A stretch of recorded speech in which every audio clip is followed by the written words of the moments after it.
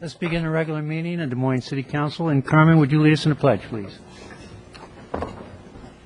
I pledge allegiance to the flag of the United States of America and to the republic for which it stands, one nation, under God, indivisible, with liberty and justice for all. Let the record reflect that all council members are present today. Tony, is there any correspondence? No, Your Honor. Okay. Take a moment and see if everybody's signed in that needs to.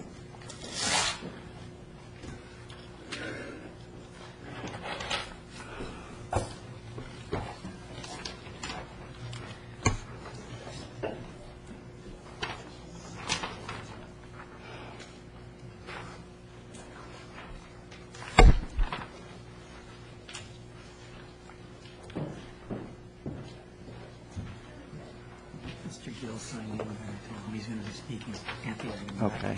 He said that's fine. Okay. All right, as your name is called, would you please come to the podium here to my right, state your full name and address for the record, and please try to keep comments to 3 minutes or less. First person to speak is Allie Larkin. Good evening, Allie.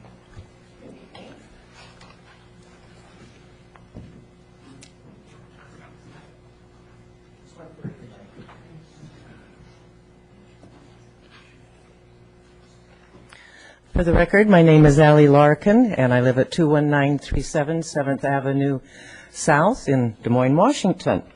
And I'm delighted to be here tonight as a volunteer beach naturalist, 9-year veteran for the Seattle Aquarium, where our mission statement is inspiring conservation of our marine environment. And boy, did we do it in our 2010 beach naturalist season. We had 185 volunteers covering 10 beaches on 16 dates, and we had meaningful conversations with 34,944 people.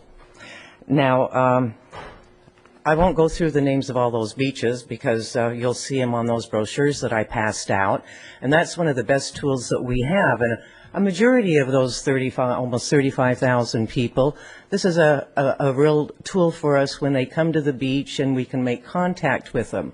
And this is our new improved version for our 2011 season. So these are just hot off the press.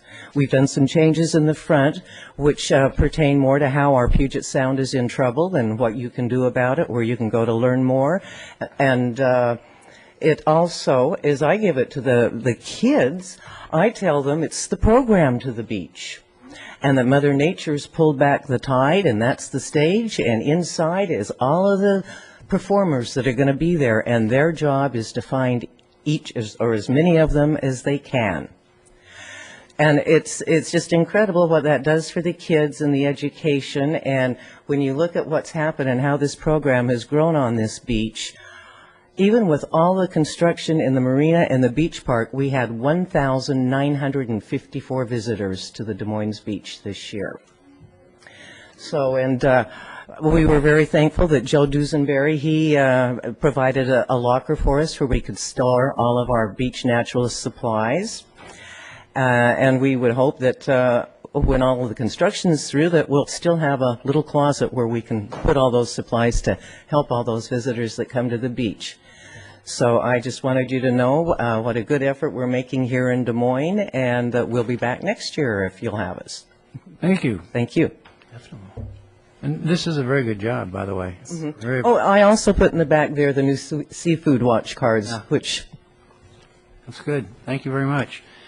Mr. Gill, are you wanting to speak now or later? No, Your Honor, I'll wait. Okay, thank you. Is there anyone that did not sign up that wishes to address the council at this time? Seeing none, we'll go ahead and start with comments from the public. Carmen. Or not comments from the public, board and committee reports. Yeah. I'm hoping there's somebody here who is a little bit better prepared than I am. Tomorrow night, I'm pretty sure, is the spaghetti feed at the senior center. And they would love to have as many people as possible show up and enjoy a good spaghetti dinner. You shook your head. Do you know what time it starts? I 5 think to 7. It typically starts at 5 and goes to 7. 5 to 7:30. Okay, from 5 o'clock until 7:30 at the Des Moines Senior Activity Center, $10. and it's $10. Are you sure? Yes. Okay, that's all. Dave? Yeah, there was a Public Safety and Transportation Committee meeting this evening, and we talked about school zone photo enforcement, which the committee has taken a look at a couple different times, and we're having some information, some financial information brought back. Some traffic studies were done on 16th Avenue in front of Woodmont Elementary, and also on 24th Avenue in front of Pacific Middle School and Midway Elementary School, to get some counts, to get an idea as to whether or not it's feasible from a financial standpoint. Financial analysis can be brought back on that to see if that is a doable thing in those areas. And the council is looking for the possibility of initiating it on 16th with an eye toward expanding it if it proves successful at reducing speeds, making the zone safer for children, and if it pays for itself. So that was the first topic we talked about. We talked about potential boundary adjustment on the western approach to Kent Des Moines Road with the city of Kent. No, it doesn't deal with commercial properties. This is the roadway east of Pack Highway South, but the westbound lanes, there's been some confusion over jurisdiction over a couple of the lanes that were produced as part of the improvements that we put in with Pacific Highway South. Yeah. And so we may see a request for that. It'll be months before that ever comes to us, because a lot of discussion and jurisdictional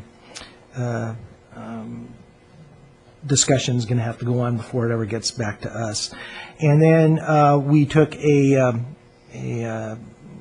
second look at the Transportation Capital Improvement Plan, which will be coming to us as part of the city's CIP, which projects are being funded, which ones are not, which projects are being shoved out further, and the assumptions being used to fund them. Again, it was a preliminary look, and the council will be seeing that in the next few weeks when the CIP finally gets rolled out to us. And that is it. Hey. Melissa? I have no report. Okay, Matt? I don't really have a report, but I have a question about something we received in our boxes. It's a letter dated October 1st from Jeffrey Owen, the business manager for the UAL 32. For what now? UAL 32. It's the Plumbers and Pipe Fitters Union. Oh, yes, yes. Yeah. And the way the letter's written, the one thing that I'm curious about is we're part of a project over here at the SCORE facility, and I don't know how subcontractors are chosen and things like that, but I'm curious if it does concern me if we do projects, and I know we have to bid out to the lowest, most acceptable and compliant bidder, but I'm wondering how those bids are placed, and if we do have workers in the local area and they're not getting that work, that does concern me a little bit. Let me see if I can help you with that, and staff can probably explain a little bit about this one. But you know SCORE is made up of 7 cities. I do. And our participation in SCORE actually is the same as to some of the other cities, but maybe someone on staff could address that, Tony. This has been going on for a while, by the way. This is nothing new. And I'll give you a generic response, and actually, just because we have an item regarding SCORE on the agenda tonight, Penny Bartley's here, and she can give us a little bit more detail. So I was trying to save you from it, Penny, but, you know. But here's the bottom line. When any governmental entity bids out a project, the general is allowed to bring in whatever subs that they want, as long as they have the capability to do the work. If it's a federal government project that requires certain amounts of DBE, WBE sort of participation, they have to do that, and then they have to pay them prevailing wage. To be able to specify certain contractors or the like is very difficult, if not impossible, to do. In this particular case, the subcontractor for the type of work that the organization that wrote that letter represents is being done by a firm out of Bremerton, I believe. So it is a local sub that is doing that type of work. And Penny, if you want to add anything else to that, please do so. For the record, Penny, you might introduce yourself. Good evening. I'm Penny Bartley. I'm the director with SCORE. Yes, I understand that all of the cities received the copy of the letter that you have in front of you this evening, and there has been two informational pickets that have been out at the site. They both arrived several months ago. We saw them in the spring for a day, and we had not seen them for 4 or 5 months, and then they came back out on August 26th, the day that we had the open house. And similarly, we have not seen them since that specific date. And Leidig, who is the general contractor, has set up what is called a dual gate. So those people that are doing business with the picketed contractors there have to go through their gate. The other neutrals can go through the other side. They do that. They have frequently had to deal with informational pickets. And as Tony Paisecki explained to you, the one contractor, the mechanical contractor, is from Bremerton. It's my understanding they do not work outside of Washington State. And the other thing that we do when we're up there is we usually look at license plates just out of curiosity who is there of the workers at the site. And I've never seen more than 1 or 2 plates from out of state. So it appears that all the vehicles that are there are from local residents. I might add, too, I live fairly close by. Off 200th there. So I passed that quite a bit. And only a couple times have I seen any activity out there. And it was interesting to note that when we had the open house, they had them out there en masse. No one knew that they were being there. They were going to be there, and they certainly didn't announce it. So it wasn't like we were trying to avoid them or not acknowledge them. We simply didn't even know they were going to be there. I wasn't trying to address that portion of the letter. My perspective is that when we have local projects, we want to do the best we can to keep those opportunities in the local community and help folks here get back to work. Sure. And we did bid this as a low bid project, and so we bid it to a general contractor, which is Leidig, and then Leidig is free to engage in contracts with any sub-tier contractors that they choose. And there is not what's considered a labor agreement on this project. So as Tony explained, they're still responsible to pay prevailing wage to all of the employees, and we just can't intercede in that contracting relationship as the government. We can't tell them who they have to contract with. So it's up to the general contractor to find suitable subcontractors. And they solicited bids from a number of contractors, and I believe that in most cases they chose the lowest bidder as well, but I know in some cases they did not, and they went upon work history of the subcontractors and picked those people that they had positive working relationships with. Okay. Obviously, I have more to learn about these things, but on this, I'm not unfamiliar with how bids are awarded and so forth. I just want to make sure that we are leveraging the opportunity to make sure that the opportunities we do have go to I local imagine you workers whenever probably possible. had some experience with the school board over I did. those issues, I'll bet. I did. And, again, I just think I'm really looking at doing things, being aware of how to do things in a way that well, frankly, it's the right thing to do. If you've got a local project, you you want to employ local people unless you can't find that talent here. And I understand about bidding laws and so forth. Thank you. That's, Okay. yeah. A number of council members and a lot of members of the community attended the official opening of the Des Moines Creek Park Trail. And was administration going to be making a report on that? No, feel free. Okay. According to our Parks and Rec Director, Patrice Thorell, there were maybe 160 people who were there in attendance for part or all of the event, and it acknowledged the completion of the trail from Puget Sound up to South 200th. Quite an accomplishment. There were a myriad number of people who were acknowledged there because it involved multi-jurisdictions as well as a lot of construction and other people, as well as council members past and present who helped move the project along with their votes. And it was a beautiful day. Perfect. Scott? I have no reports. Okay. Actually, I was going to report on the same subject, but thank you, Dan. It was indeed a beautiful day, and I don't know what's been going on lately, but all these activities that we've been having in the city, either down at the farmers market and elsewhere, have been extremely beautiful days. And for this time of year, that's almost a miracle that this could be pulled off. So I'm really grateful for that. And by the way, Matt, Melissa, you got your name on the first plaque. Okay? Congratulations. Yeah, but, yeah. Anyways, any admin reports, Tony? Yes, sir. A few things quickly. Wanted to announce that Assistant City Manager Lori Erickson has received a scholarship to go to her very first International City County Management Association conference down in San Jose in a few weeks. That scholarship will pay for her registration, give her a stipend for lodging and meals while she's there, and she has figured out a way to get herself there and back, I think, using some of her own frequent flyer miles. So there will be no cost to the city other than we won't have her here working hard the way she usually does for a few days, but we'll do our best to cover for you. Like she covers for you? Oh, yeah, exactly. Pardon me? She'll be on her cell, won't she? Absolutely. Also, I wanted to note that we had put in for consent item number 1, 3 replacement pages for that item. I think we put that in your box several days ago.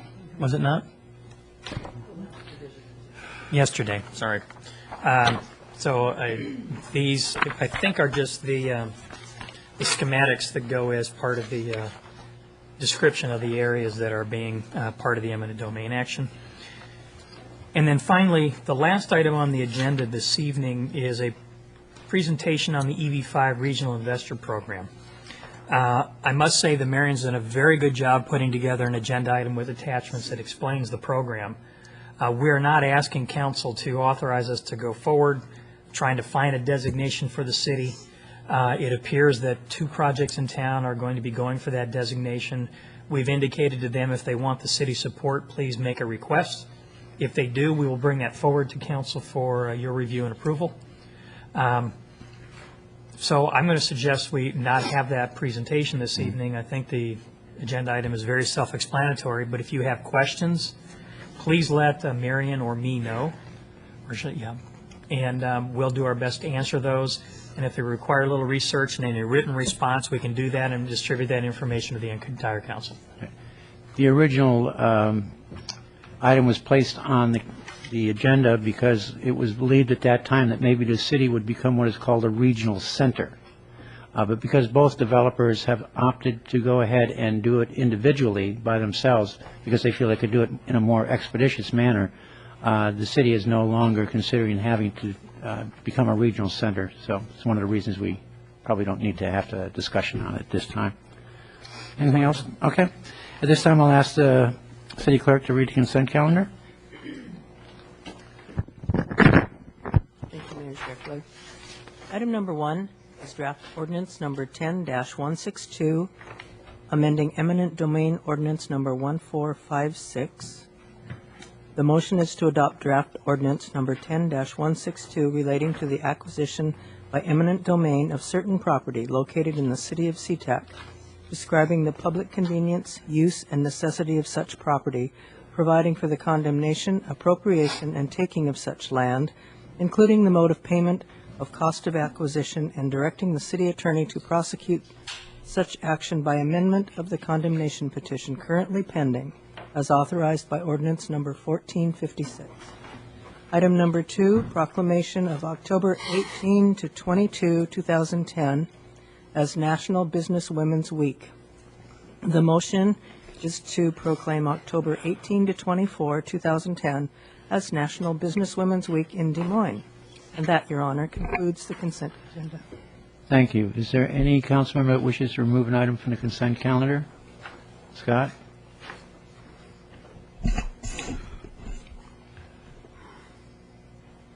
Yeah, item 1, I guess. Remove? I have questions Okay. about it, but it's probably best to remove it. Okay. Anyone else? Is there a motion to approve the remainder? So moved. Second. All in favor, please raise your right hand and say aye. Aye. Okay, that's unanimous. Scott, item number 1, please. The motion that was read says that draft ordinance 10-162 is amending eminent domain ordinance number 1456. And I really don't see that anywhere in the body of the ordinance, that this is amending something.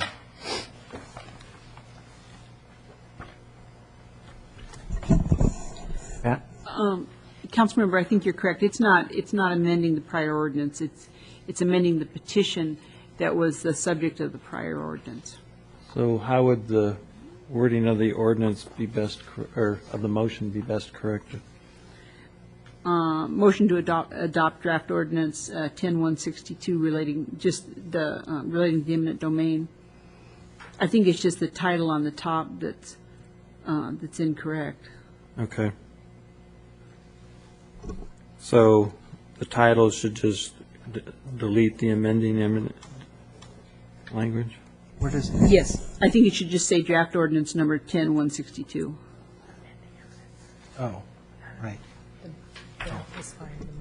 Okay. As opposed to what's here. This is right. This is wrong. Then I'll go ahead and move the motion that was read under consent calendar item 1 with the correction to the title of the item. I'll second. Any discussion? Seeing none, all in favor, please raise your right hand and say aye. Aye. That is unanimous.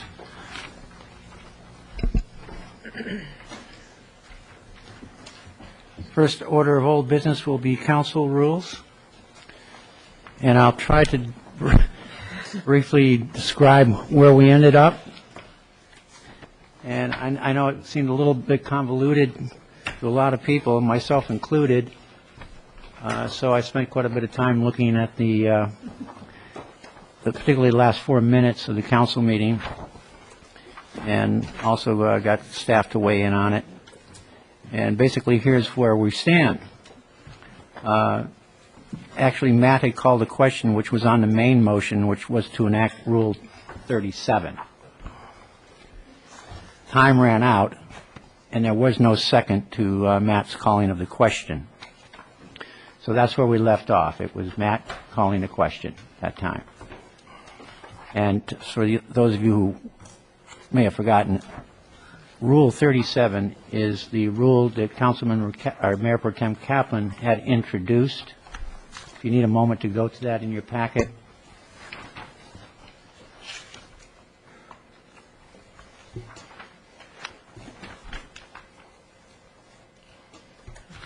Everybody see what it is?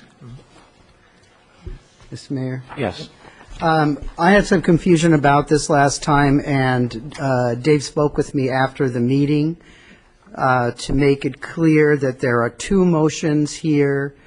One to enact a rule that establishes the concept of the program, and then another motion establishing the specific policy. Is that correct, Dave? Correct. Well, I think, isn't one of those on the appendix, referencing the appendix? Yeah, and I was unclear about that last time, and being as my attempt to put this in Title IV didn't work, I'm going to support putting it somewhere. Okay. I see that expression on your face, Matt. All right, is everybody up to date now? You all know where we're at? Scott? Well, no, because the wording of the rule confuses me. It's one thing to say, by rule, the council intends to have an awards program, and then to through separate action document or whatever set up the rules of the program. But the wording of the rule includes the award shall be made in accordance with the spirit of Des Moines awards policy attached to the appendix to these council rules, which would seem to incorporate. Okay, I'm gonna treat that as if it's a policy question. That's the only way I can do that. Or a because process question. Process question, because the question has been called, that's where we left it. Okay. And the next thing that we should be doing is a second to that. So if Second. I can treat it that way if staff is willing to answer that question, okay? So I'm going to go ahead and treat it as that. But before we do that, is there a second to that motion? Second. All right, motion has been made and seconded to call the question, so we have sort of a procedural question here. Go ahead. Well, what it would say to me is, the process and the policy for establishing the award is in the appendix. Now, I don't think it means this policy that we have sitting here, because you haven't adopted that yet. But where you're going to go to look for it is in the appendix. And that's what it's going to be called.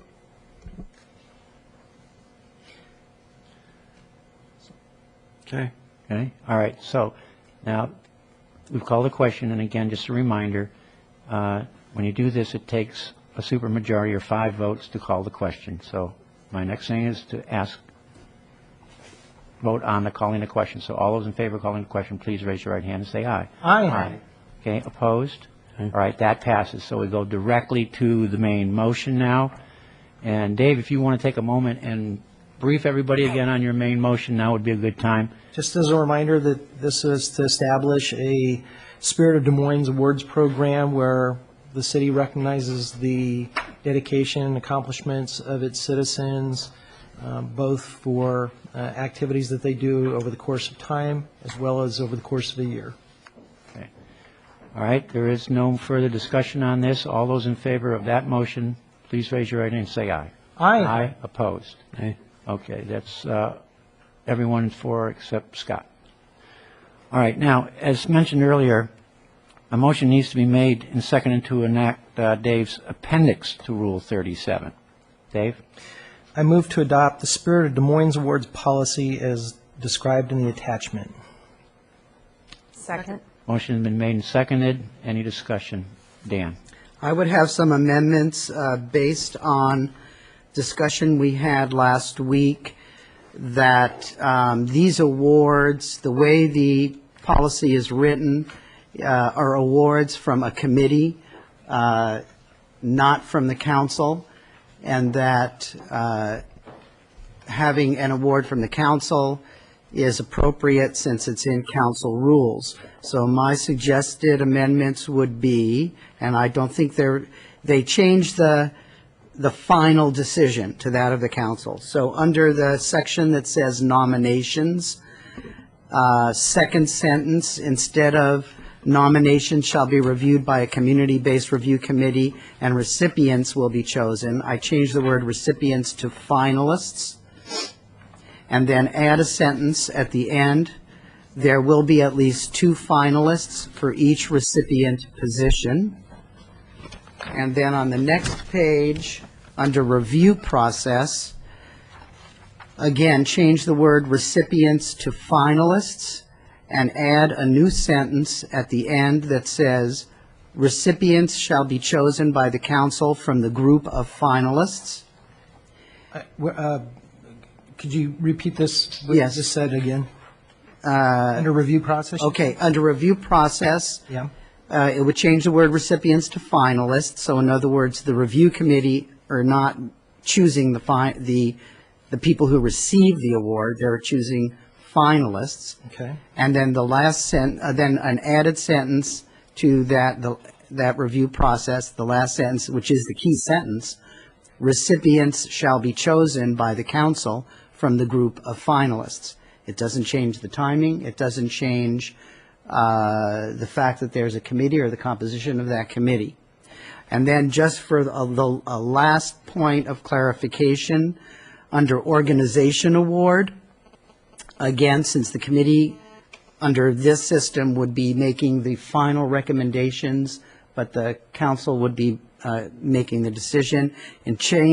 So I would change the wording, just one word, the word discretion to recommendation, so it would be an honorary award may be given each year, not at the discretion of the review committee, but at the recommendation of the review committee. And then again, it would have to follow the process under, how it was chosen from review process, which means the council would do the final vote. It would be presented to the council. We'd be given some choices, not, we didn't have a choice, like, this is the only one we're giving you. And we would make choices. And to me, that means that not only have these people been vetted and originally, chosen by a committee of the public, but it's the council who makes the decision based on what I'm hoping will be a public presentation of who the finalists are and why they got to be there. Those suggestions are acceptable to me. So it's a friendly amendment. It's acceptable to both the maker and the seconder? Yes. Who's the seconder? We were simultaneous. Which one of you would like to go on Yeah. record? All right. Melissa, it's okay. We'll go fine with it, yeah. All right. And I'll recognize Melissa then. Okay. Any other discussion? Seeing none, all in favor of the motion, please raise your hand and say aye. Aye. That is unanimous then. Thank you. Okay, we're not done though. Dan, I believe you had some issues. Oh, yeah. Okay, so I have a bunch of things, and let me start. Let's take each one separately. Yeah, oh, so that yes. we don't bundle them up like before. Exactly. And I would like to, some of these may be more favorably received than others, but I'm going to start with 4B because my recommendation for 4A depends on 4B. Go ahead. So I'm going to be making a motion that changes the way a mayor is chosen in the city, and that would be such that, and I need to clarify that this would not start until January of 2012, because we already have a chosen mayor and mayor pro tem under the existing system, so this would not start until January 2012. And the purpose of it is to But it was in last. change it basically from an election to a rotation, where every council member would have the opportunity to serve as mayor for a year. And it would be, the way it is written is, it's written so that everyone gets their chance. Basically, for example, in January 2012, if I was not here, Dave would be the next mayor. If I was here, I would, and it would just be for a year. And it would continue to rotate. I think everyone, does anyone have any questions about it? All right, so I'm going to move to amend Rule 4B to allow a mayor to be selected on a rotating basis based on years of service, as written here. Is there a second? Second.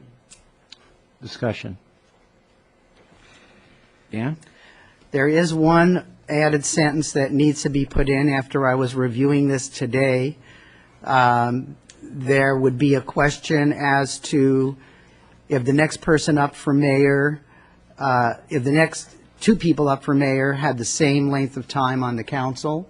And so I put in a sentence to clarify that, which would be a third sentence after, in case of a tie, the council member with the most years on council shall be next up. And then it would have to read, in order to clarify that, if a tie still remains, then position number prevails. So it would then be by position number. So that kind of takes care of any extraneous difficulties with that. Further discussion? Yes, Melissa. While I appreciate the concept of a rotating mayorship, because I think it does allow everyone the opportunity to serve as mayor, I can't believe I'm already heading into the 10th month of being a city council person, and would anticipate that it would take a good year as mayor to kind of get your sea legs under you in terms of procedure, setting up the agenda, checking in with staff. So in that sense, I will probably not be voting yes on this motion unless I hear something else in discussion, only because for the sake of continuity, the thought of having a mayor in place for 2 years to kind of keep the momentum and the vision of the council moving in a forward motion instead of kind of, they say 2 steps forward and 3 steps back type of thing. And so that's just kind of my view on, while I understand it and I like the concept of it and think that it could work in a perfect world. I don't know that we ever are in a perfect world. So I like the idea of, if as a council we put someone in the position of mayor, that they are there for 2 years to kind of help keep the continuity and help keep the ship on course. Carmen? I believe that each of us has differing strengths and availability and ways of working with the council, knowledge of the rules, ability to deal with the public well, and would always want to have the ability to choose based on who was best qualified at the time, not who had been here longest. Dave? Yeah, my only comment is, I tried stripping out the tenure provision that had been inserted by other council members during the course of the discussions on the draft rules in terms of the mayor being around for 2 years and mayor pro tem for a year, but those are now in there. And again, I didn't think they were necessary, but I think that they provide that basically you have people with a little bit of experience under their belt already there to be considered for mayor and mayor pro tem, so I don't see the amendment as necessary. Anyone else?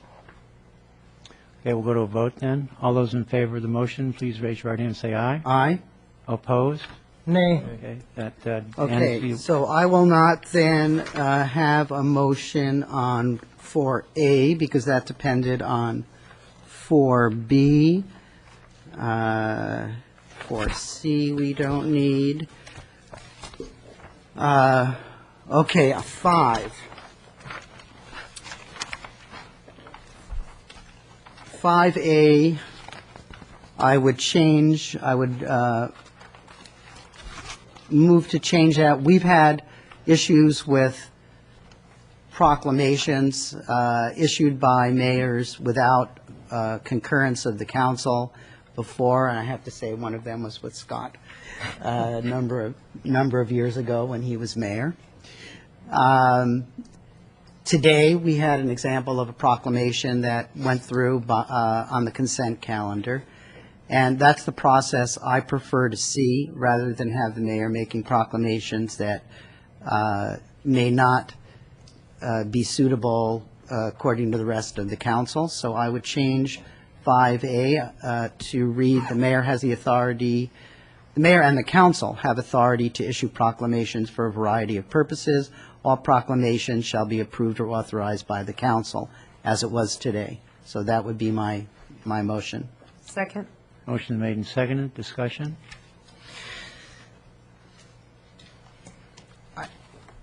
Dave? I guess I'm trying to understand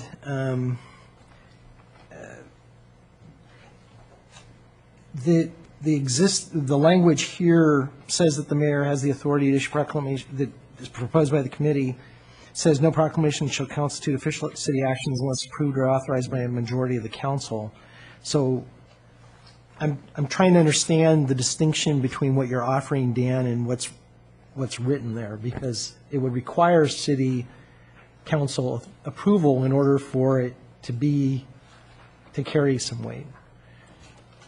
Do you want me to answer that? Yeah, go ahead. I'm trying to understand. Because a mayor can make a proclamation at the beginning, that whole thing, for example, which we all agreed with on, I don't have it in my packet anymore. Women's Business Week. The Women's Business Week.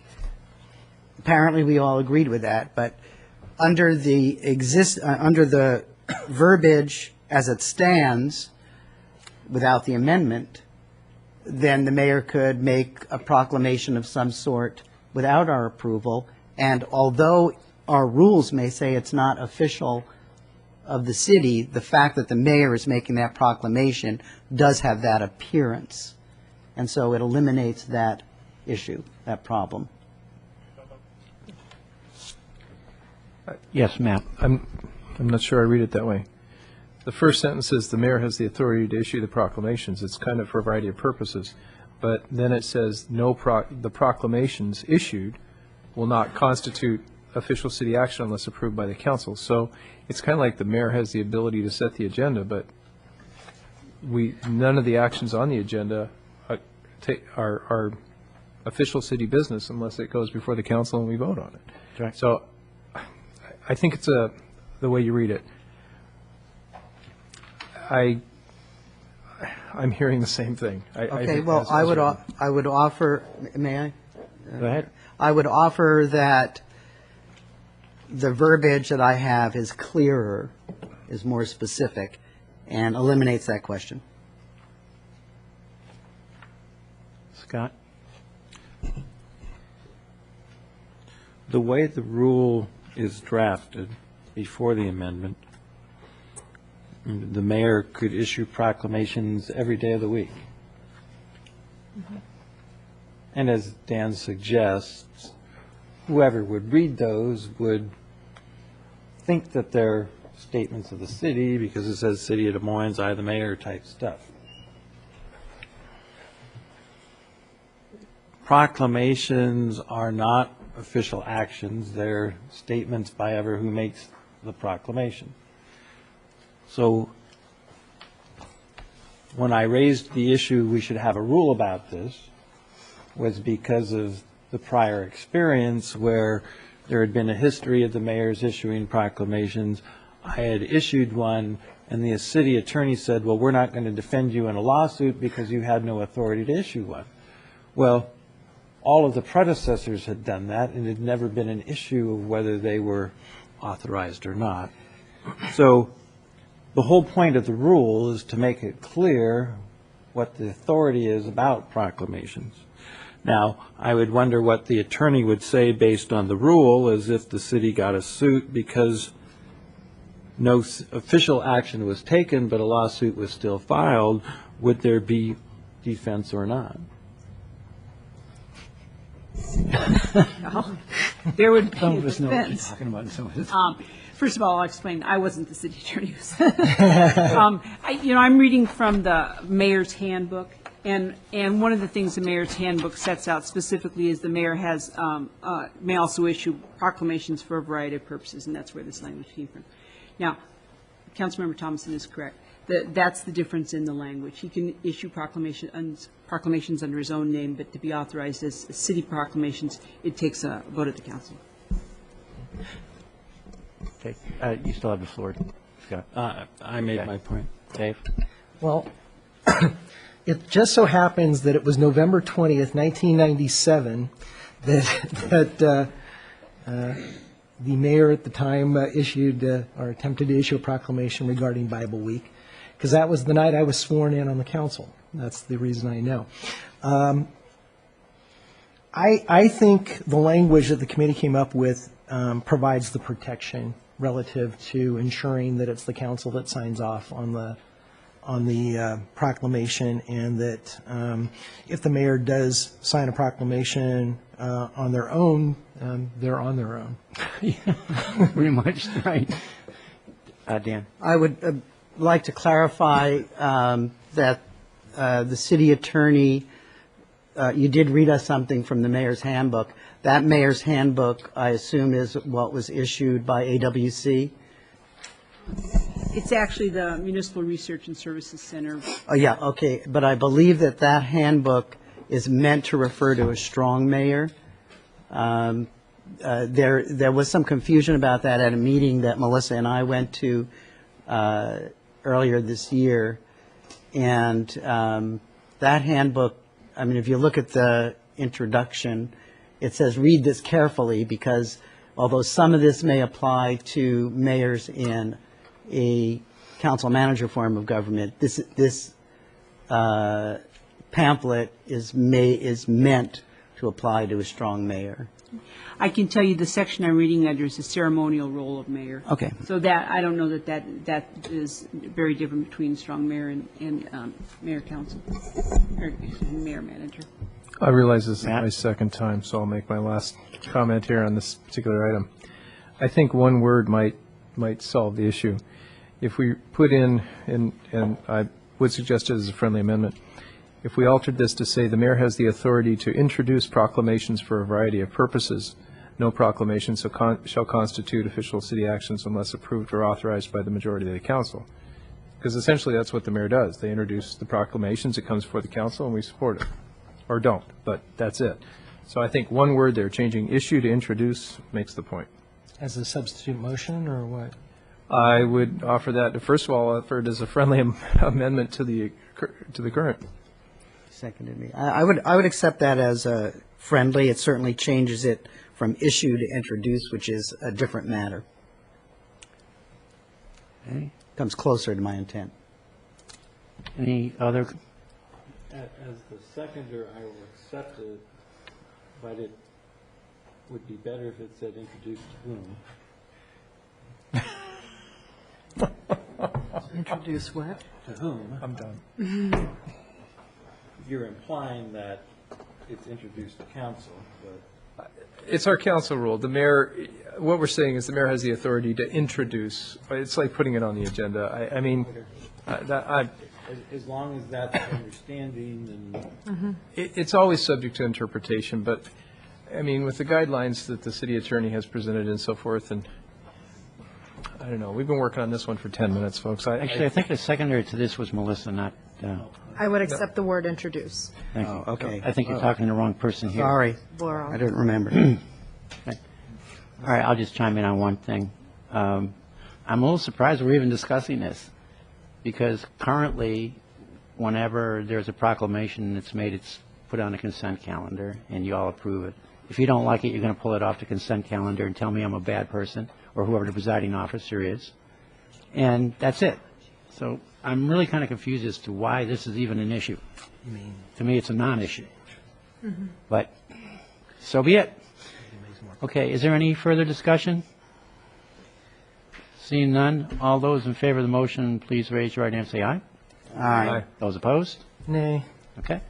That passes with Dave and myself voting nay. Okay. The next motions I have, you're not going to see before you, and the city attorney advised me, since it was going to be to delete sections, that I could just do that on my own, which I'm doing, and it applies to Rule 5B and C, and I would move to eliminate those, and I want to inform the council or remind them that we function under RCW 35A. We're a code city, and we are a type of city that is just as I was beginning to have this discussion with the city attorney, we are a council manager form of government. And the duties of a mayor in such a government, right from the RCW, are: the chair of the council shall have the title of mayor and shall preside at meetings of the council. The mayor shall be recognized as the head of the city for ceremonial purposes. That's the discussion we were just having. He or she shall have no regular administrative duties. So, under Section B, where it says the mayor has the lead in representing Des Moines to those from outside the community who are interested in joint ventures, that is not under Washington Code. The city manager has that function and should be doing that. The city manager should be involved in any negotiations with other municipalities, other countries, etc., and should be the person who is informing the public about issues affecting the community through public notices to newspapers and so forth. These are not the roles of the mayor in our form of government. And the city, the council, cannot change the form of government by ordinance. It would have to be voted on by the public.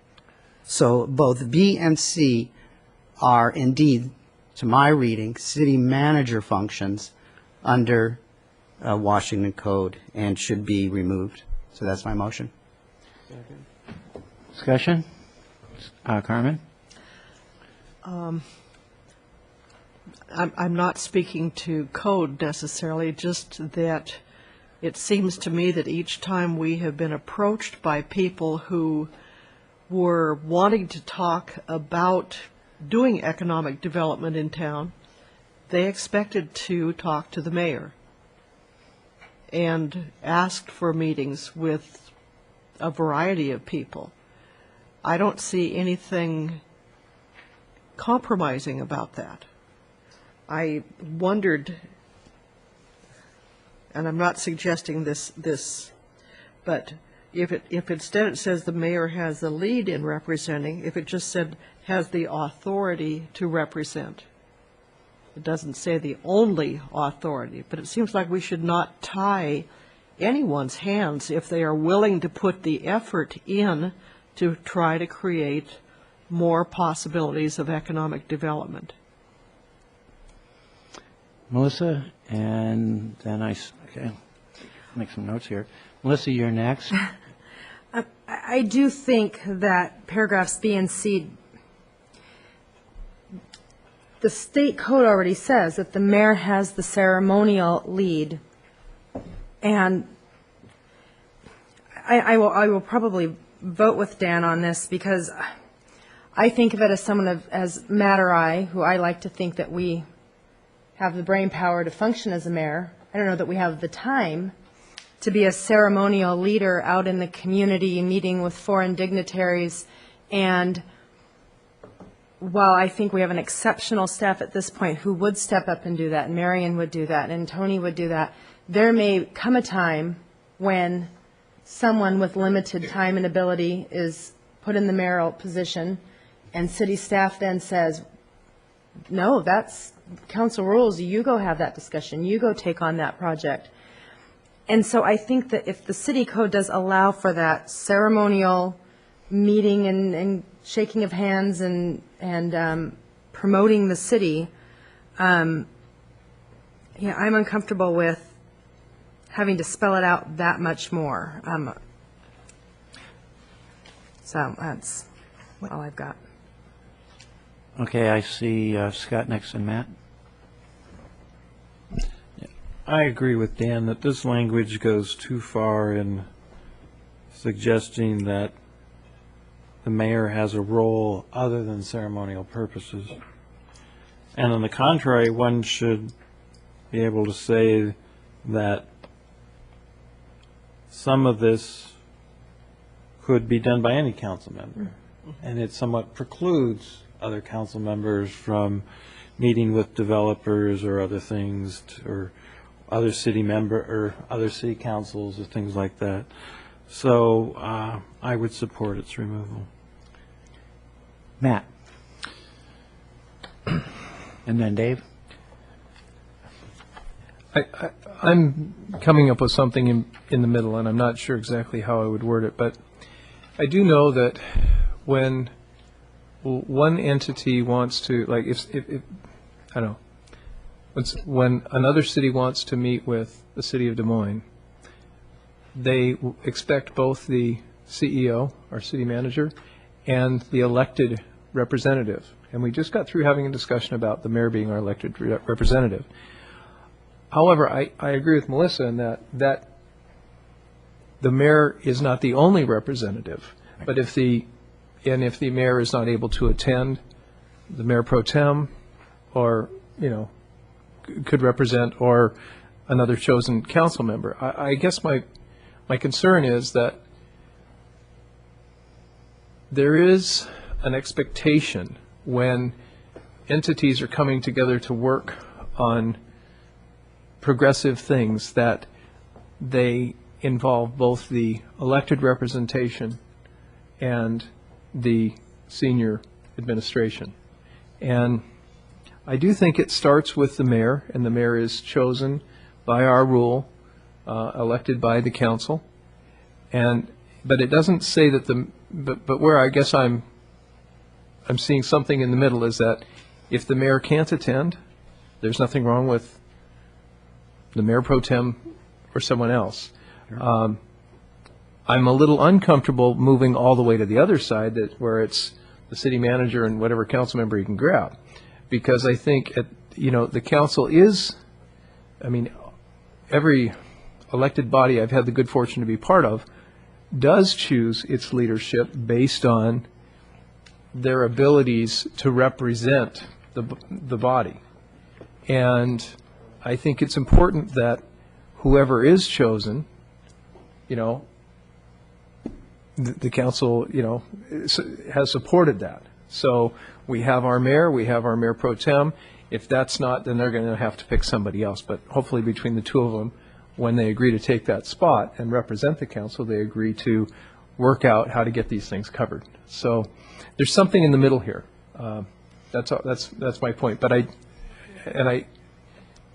we need to acknowledge the fact that there has to be, if there's something that happens in the city, they may talk to the press may talk to Tony. They may say they want to understand the elected perspective. They want to talk to the mayor pro tem. And we do need one place to funnel things. So I think that's important. Dave? Yeah, I'm uncomfortable with taking this out entirely. My substitute motion would be to have subsection B change the wording to say the mayor may represent Des Moines to those from outside, et cetera, et cetera, et cetera, in B. And under C, I would propose the mayor may inform the public, the media, the staff about issues affecting the community, and the mayor may act as spokesperson on actions taken by the council. That would be my substitute motion. Okay. I don't think it's going to be accepted as a friendly, obviously. I'll second it. Okay, there you go. But and then I would like to consider an amendment to it, a friendly amendment.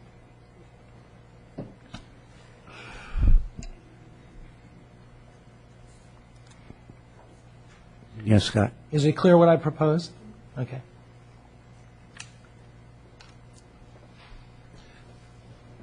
Speaking to the substitute motion, is that what we'd call it? May allows it but doesn't require it. Correct. I think some of the argument is whether that's getting in, depending on what's being done or said, you're getting into the affairs of the city manager as opposed to the ceremonial affairs. Perhaps it would be better if the substitute motion were just to put in the language of state law here, or at least out of the mayor's handbook that said the mayor is there for ceremonial purposes, and clearly meeting with dignitaries and visitors is ceremonial, but you're not the negotiator. So Let me speak to that, and I'll tell you why I make it may instead of doing away with it entirely. And yeah, it's a ceremonial position, okay, but there's a lot of things at play. People do expect to talk to the top politician when it comes to a number of things in town, where the mayor will be able to give a gauge on whether or not there is support or direction related to some sort of proposal or discussion that comes the way of the council and the city. A city manager, I don't think, is going to be reticent to pull up a mayor who is in a, from a council manager form of government when they're overstepping their bounds. And I suspect Tony's had to do that with this and prior mayors on any number of things, and is not reticent to do that. And so I don't see that as problematic. The other thing is, any of us individually, as an elected official, has the ability to communicate with people out there that to help promote things that we believe are in the best interests of the city, okay?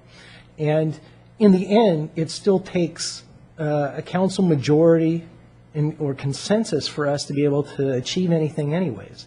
So I don't have the heartburn that Dan obviously does with this. And I applaud efforts on the part of council members to try and improve things in town, knowing full well that you have to build some sort of a consensus or a majority in order to accomplish something.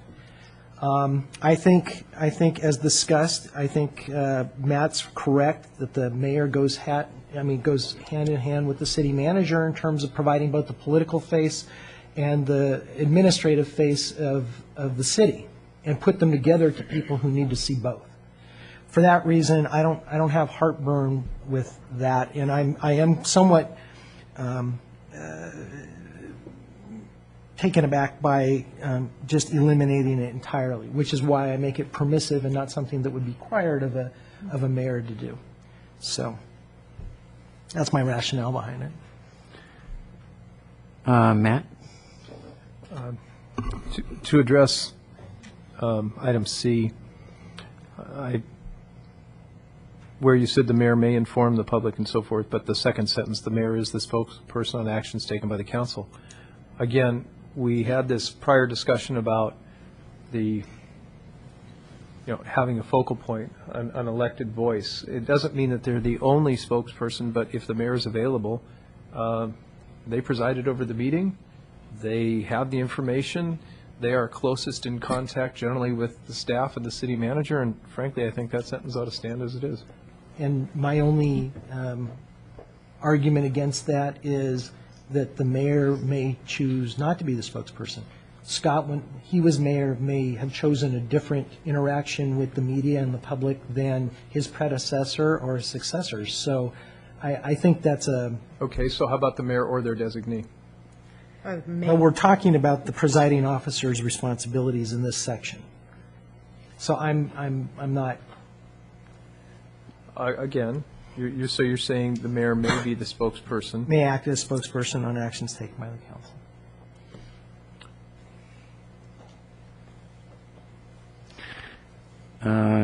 Actually, next was Dan, then we'll go to Scott.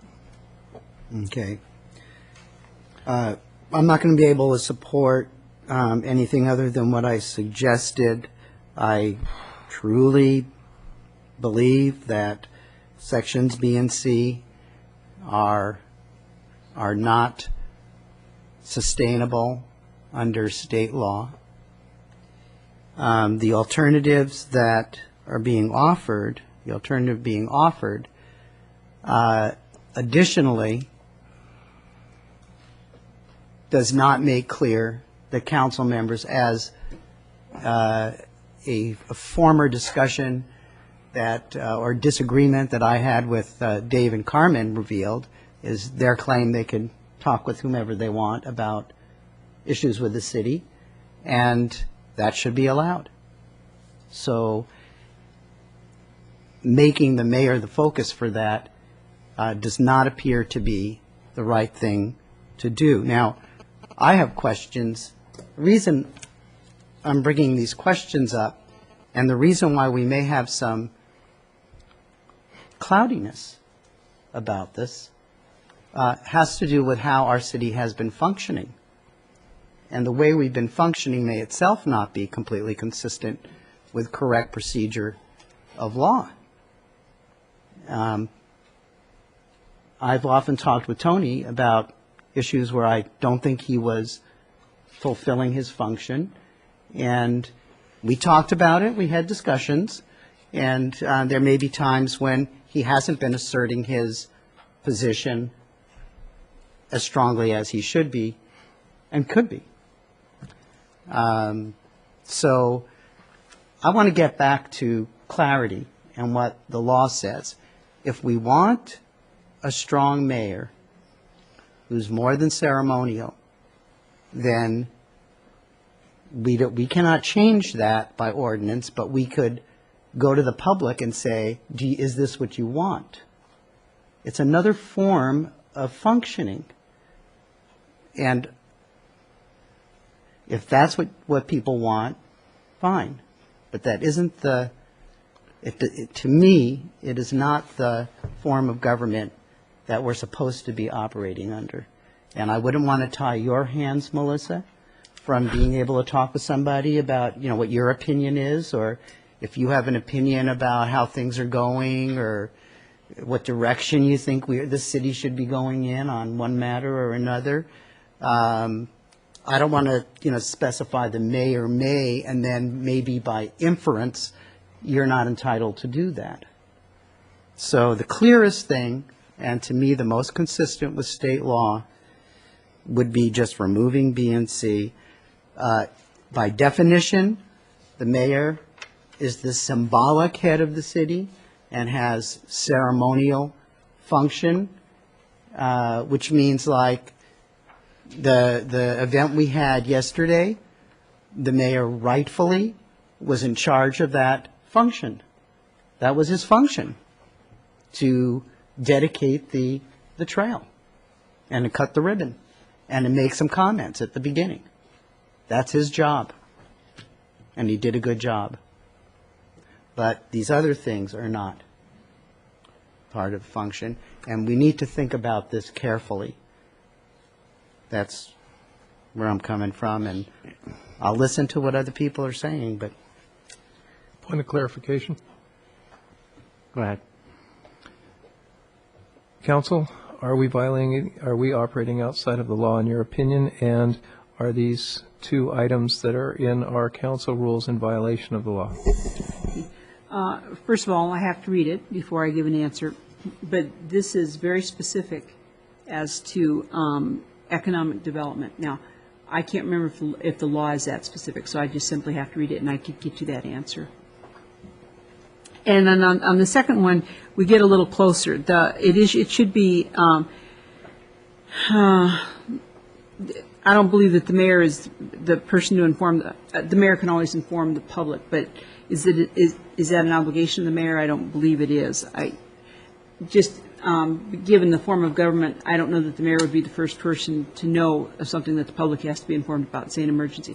Now, clearly the manager would tell the mayor, and I'm assuming, there would be a question as to who would present the evidence, or who would present the information, but I don't know that that's a mandatory obligation. But the second sentence is consistent. He can speak on behalf of the council, but as to actions taken by the council, but so can any council member. Did you have? Yeah, go ahead. Our form of government certainly is a council manager form of government, and as the CEO, I have certain duties and responsibilities and authorities. And some of those have to do with enforcement of our development codes when it comes to people who might like to do something in the city. My interpretation of the language here would be to make it an act consistent with that is in our state law. So if the mayor is representing the city in regards to an economic development issue, or someone who wants to talk about doing business in the city, if it has to do with, I think Mayor Pro Tem commented on the political side of an issue, I think it's appropriate for the mayor to be talking about that. If it has to do what the council's vision is for, say, Pacific Ridge or downtown, I can relate that, but I think it was also said it's sometimes more powerful when it comes from one of the elected officials. But if somebody wants to come and talk about what the code says regarding how a building needs to be built, what the building codes are, what the setbacks are, all those sort of things, that's not an appropriate role for the mayor in our form of government to be talking about. And if that's what the individual wants to talk about, which quite frankly is the vast majority of the time when we get phone calls, I don't call the mayor for that. That's what staff's role is. We have pre-council meetings, we have informal discussions out in the lobby during our question and answer hours, we get phone calls and the like. But when it's a question about the political atmosphere of the city, I can only go so far in really describing that. And it's from my perspective as the appointed CEO for the city. So while I can understand the interpretation could be taken to mean it's kind of falling into that strong mayor form of government. Since we are not a strong mayor form of government, and yes, you need a city manager who's going to stand up and say, Mayor, that's not your role when it comes to economic development. That's the way I would interpret these things. Why don't we just come right out and say it? You're the city manager.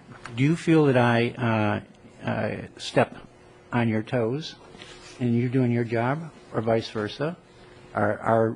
You feel that our roles are clear as to who does what? Maybe that's for an executive session. Well, let's we're discussing a lot here and we're not getting down to the cutting to the chase here.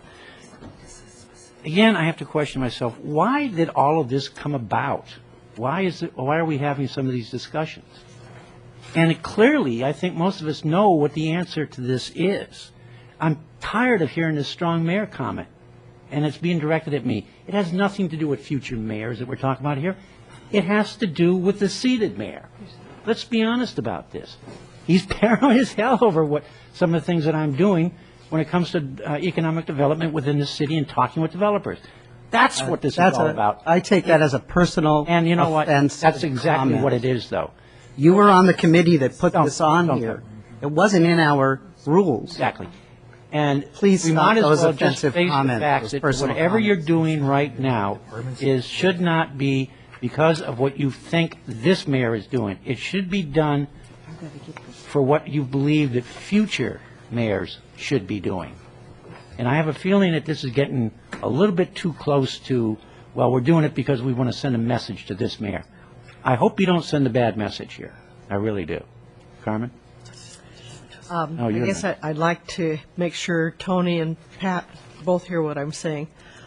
I do see personal beliefs in action here about roles, and I don't think it should be directed at who is currently mayor. I was wondering if there is a way to revise, not get rid of, but revise B and C so that it defines the balance between administration and the representative of the Makes council. a lot of sense. And come back with something that is still there, but revised to show where the roles lie and how they interact, if that doesn't complicate it too much. Well, I'll answer from my perspective. I can always wordsmith things. I think I'm pretty good at that.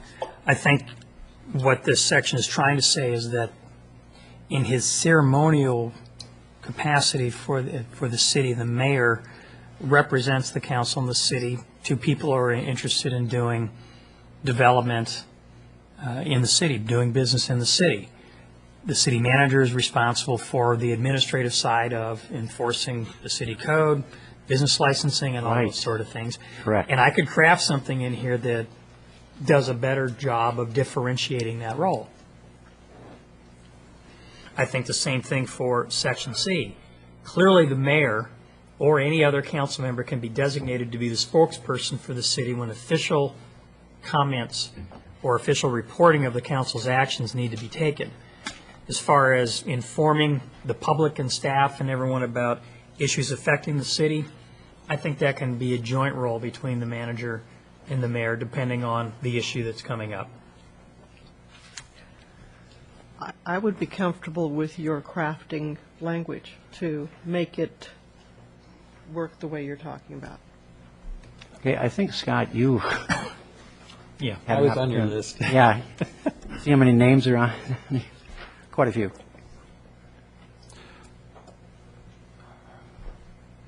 I think there's three things I want to cover now. I was only going to cover one. Okay. Let's start with the procedural question first, just so we make sure what the motion is and the action. Yeah, we got a sub-motion here? Yeah. Substitute motion? A substitute motion, if it passes, just then becomes the amendment that you would then have a vote on it. Some people mistakenly think that when you vote for it, that causes it to pass, but it just causes it to be substituted. Is that correct? That's correct. And if it fails, then we're just back to the amendment that had been proposed. The amendment as presented. Okay. Now, I feel like I'm. Go ahead, no. Yeah, well, it's true, you are. I'm trying to talk about state law. Okay, so I agree with the concept of Dan and that the role of the mayor and the city manager form of government is ceremonial. And to the extent that this is new language, it's not existing language that we're trying to amend, it's entirely new language. One could ask, well, why is this new language being put in here, which makes it look as though we're expanding the role of government, of the mayor, perhaps beyond that ceremonial role. And that's why I had suggested, well, maybe we should just put in the state law that speaks to the ceremonial role. And perhaps that's the thing Carmen is trying to do, is say, describe that ceremonial role, but with a few more words. So, since there's an amendment to the amendment to substitute the amendment, I lost it.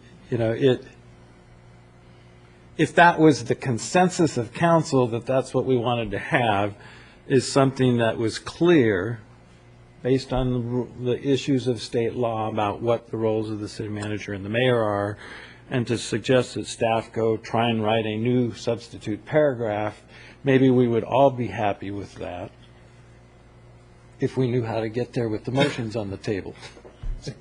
I guess, Personally, I'd like to see them all simply withdrawn, and we just have the staff go back and put together what legally and any other concerns into a draft for us to look at. That's what ideally, that's what I'd like to see. Because you've got a substitute motion on the floor right now, and I'll bet you anything nobody has a clue where that's going. Anybody else? It sounds like we have. You to- still actually have to work on it. Well, I'm gonna call it. I think I am the seconder of the proposed motion for which there is a substitute motion on. yes. So if I were to withdraw my second, would the whole thing crash? No. Well, the substitute motion wouldn't be Substitute motion is what's in front of us. Yes, Okay, so, trying to go back up to nine, okay. is my understanding. So you wouldn't think it would be appropriate to withdraw the second on the first motion? I believe that would be could be ruled out of order. Okay. Well, I was trying to figure out how to get us back to the start. I think that path got lost a while back.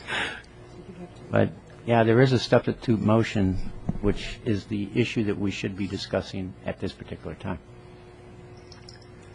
And I see more hands coming up. I just Matt? have a point of order. If a motion were made to remand this back to committee for better wording, would that get us back to where we need to be on this particular section?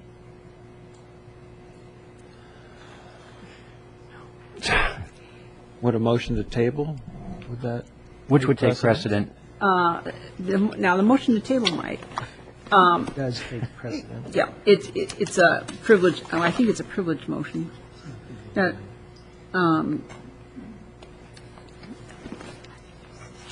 the motion to table is a privileged motion. That would take precedent. That would take precedent. Dave, if you were unwilling to withdraw the substitute, I would withdraw the second, and then Matt's motion to remand this back to committee could. Well, See, okay, here's the problem I'm having, Scott. Okay. Under Rule 5, the second sentence, the mayor shall have no regular administrative or executive duties. How much clearer can it be? I think it gets Not me. confused with the addition of B and C. See, I don't. I think saying that the mayor may represent the city relative to particular issues just clarifies that the mayor can do that. And I don't think that it runs afoul of state law. Or I wouldn't support it. But there seems to be some question regarding that, if it runs afoul of any state law. Because I truly sense from you that you didn't have an answer to that question. I think you sensed correctly. See? Okay. Perhaps. I'm feeling extremely uncomfortable with the whole procedure right now because I think I could bounce right back at us. That's why I would like to move to table this and remand back to committee so we can validate it legally. And Tony anything- can put his wording in, and we can deal with this section, and we can move with Anything others. that takes precedent over any... All right, second. Okay. So that was a motion to table. Yes. Okay. A motion to table simply means you stop discussing it, you move on to the next item, then you got to pick it back up later. Okay. Motion to table, you said, And that and was remand seconded. to committee. And remand to committee. This And section. bring back at a date to be scheduled by the mayor? Yes. That would be, could that be part of a... That's about three separate. Acceptable. Those are separate motions. The motion to lay on the table requires a second. There's no debate and it requires a majority. Motion to refer to committee requires a second, is debatable, is amendable, requires a majority. We can do it in And subject to phases. We'll reconsideration. do it in phases. Motion to table, I move to table? second. Okay. And did I hear it takes a majority? Yes, Rule on no that? debate, no amendment. Okay. All those in favor, please raise your hand and say. Aye. That's unanimous. Next motion. Move to remand back to committee? Second. Discussion. All in favor, please raise your hand and say aye. Aye. That too is there a nay there? That's unanimous. Okay. Let's So go all on. my other amendments are for later. No? No. No, it was no, tabled. no, just this one. Just this one? Only this one. Okay. So, Rule 5, we're done with, and we're moving on. Yeah, we are. Thank you. What I'm going to do is give you a 10-minute break and come back and go to the next one. Thank you. Okay. Done.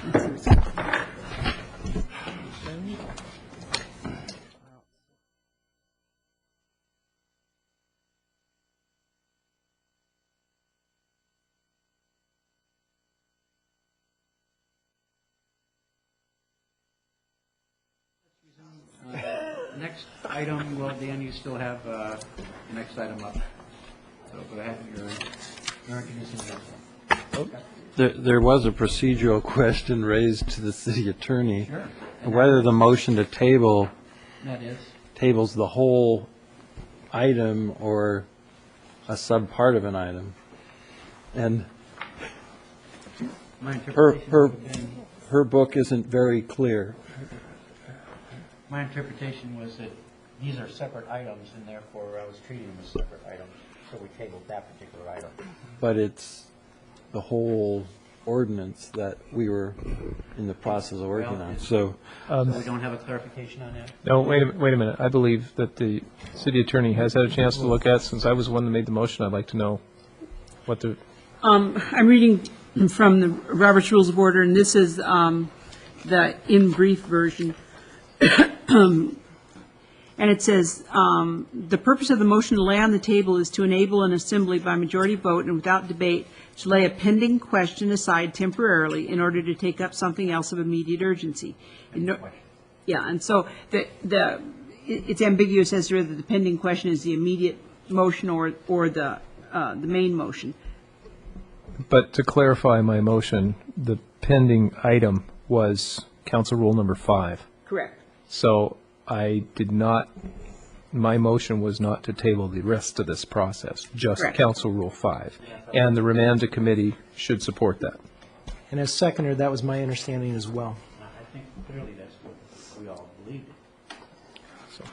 just so long as there's the understanding that action on the main motion can't be made since a piece of the motion is on the table. But we can work our Okay, way I follow through where, the. yeah, Yeah. yeah, okay. Yeah, I think I follow that, sure. Yes, Ken? And I'm willing to do either, as long as I know I have an opportunity to make my other amendments, if not now, at a date in the future. You can make them right now. Okay. The next one, oh boy, is under Rule 8A. A special meeting may be called by the mayor or any four members of the council. And I wanted to change the wording to a special meeting may be called by the mayor and three members of the council, or any four members of the council, except to convene for the purposes of calling an executive session.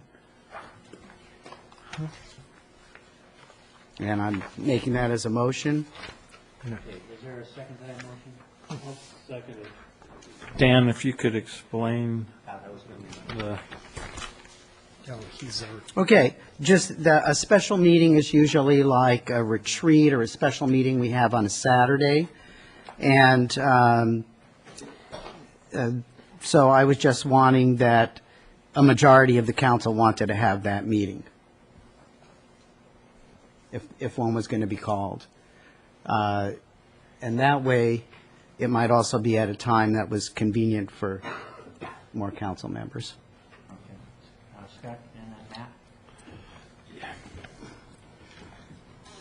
this one gets tricky. Right now, we have a rule that says any 3 council members can cause an agenda item to be added to the agenda. And we don't run afoul of the open meeting law because only 3 council members are causing something to be added to the agenda. To have 4 members call a meeting, that would almost have been an implication that 4 members would have had to talk and had a meeting outside of the meeting process to decide to have a meeting. So, Okay, I can remove that if that's the case. Well, your I don't current want to run rule, afoul of those rules. your current rule says that 4 council members may call a special meeting. So it already says that. And it already says that, and the city attorney would have to help me on this one. But in essence, what that does is allow a majority of council that wants to take an action that maybe the mayor doesn't want to, call a meeting to get it done. And quite frankly, it often involves the employment question of the city manager. Yeah. so, so I understand, That's already the rule. It is currently a rule, that's right. right now the rule says the mayor or any 4 members. And it's not clear how the 4 members would call it without having had conversation about it. Now, I'll agree the way it's now written, the mayor and 3 members of the council would imply that the mayor can't call a special meeting anymore. He has to do it with the 3 members, which, That was my intent. okay. You know, depending on how we want to fix things, you know, maybe it's the mayor or any 3 members, and, you know, that would take away the 4 members trying to hold a meeting, but Personally, I think anytime 3 members want to do anything, you know, add an agenda item or call a meeting, it's going to get done. You know, I don't think any presiding officer in his or her right mind is going to try to veto that. So again, I'm trying to find out here what the actual intent is. And Matt, you are next. Scott, you still have the floor, though. I'm good for now. Okay, Matt. Well, first of all, I think it's important that a mayor be able to call a special meeting. As I stated earlier, the mayor works closely with the city manager. The city manager says to the mayor, we have an issue that we need people to get together on. It's a special meeting, we need it now. Then, frankly, I think the mayor needs to have the ability to call a special meeting. As far as any 4 members of the council, I think that's a protection of the, you know, built into our rules that does include any 4 members of the council. It doesn't mean that they all met at one time. The Open Meetings Act does allow council members to talk to council members one by one, and that does not violate the law. I see nothing wrong with A as it stands today. And from an operational standpoint, the way that would work is 1 or 2 council members would approach staff, me, and say, we would like to have a meeting, and we believe that you need to poll the council to see if there's another 2 that are willing to do so. Or they'll ask me and I'll do it. Well, if the mayor says no, but I know there's another 4 want to, then I confirm with those 4, and then the meeting's held. There you Okay.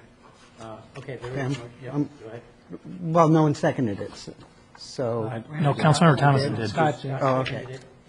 So we have a motion on the floor. Is there any further discussion? Okay, seeing none, all in favor of the motion, please raise your hand, say aye. Aye. And opposed? Nay. Okay, my next My next amendment goes to Rule 10, and I'm going to use this opportunity to point out that given out to us was, on our desks here were 3 pages with green, having to do with time. And this has to do with a motion that I believe Dave had made? Yes, originally about when we were going to have meeting, when we need a notice.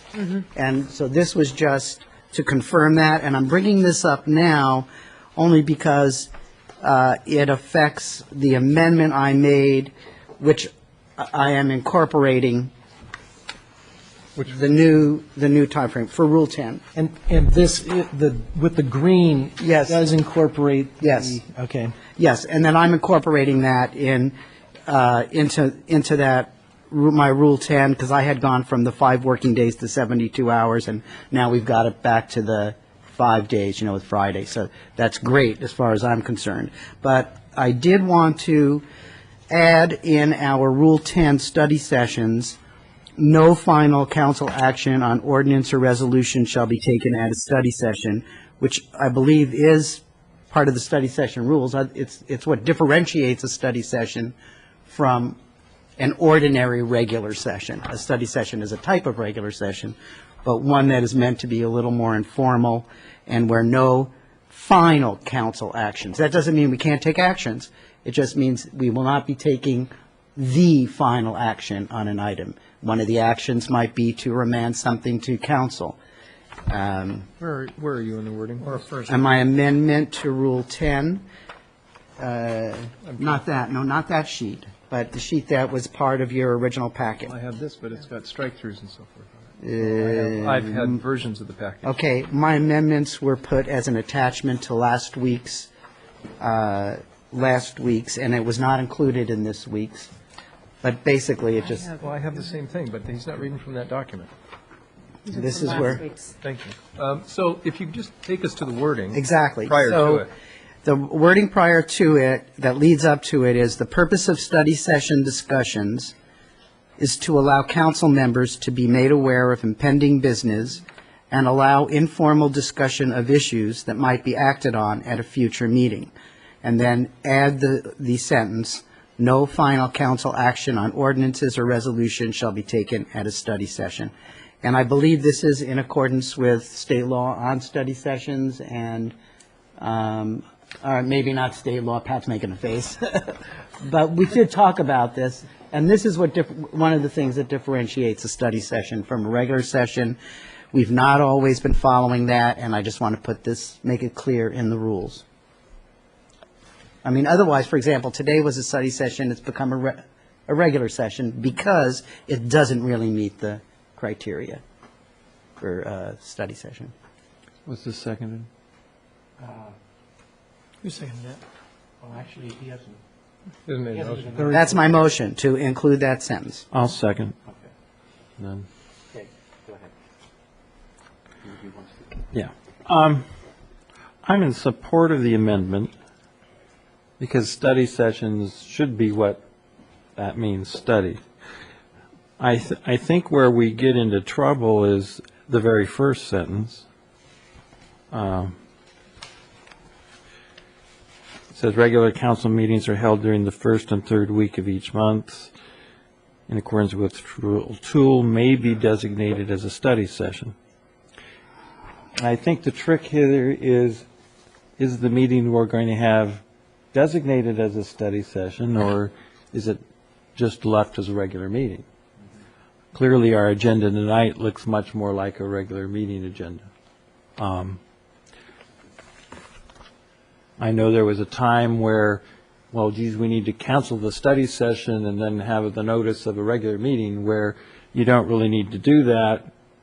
You just need to make it clear whether this meeting is being designated as a study session or not, and what it takes to designate a meeting as a study session. But I would agree, if we're actually into study session activity, which is roll up your sleeves and deal with an issue, that the expectation shouldn't be a final action that night. So, Matt.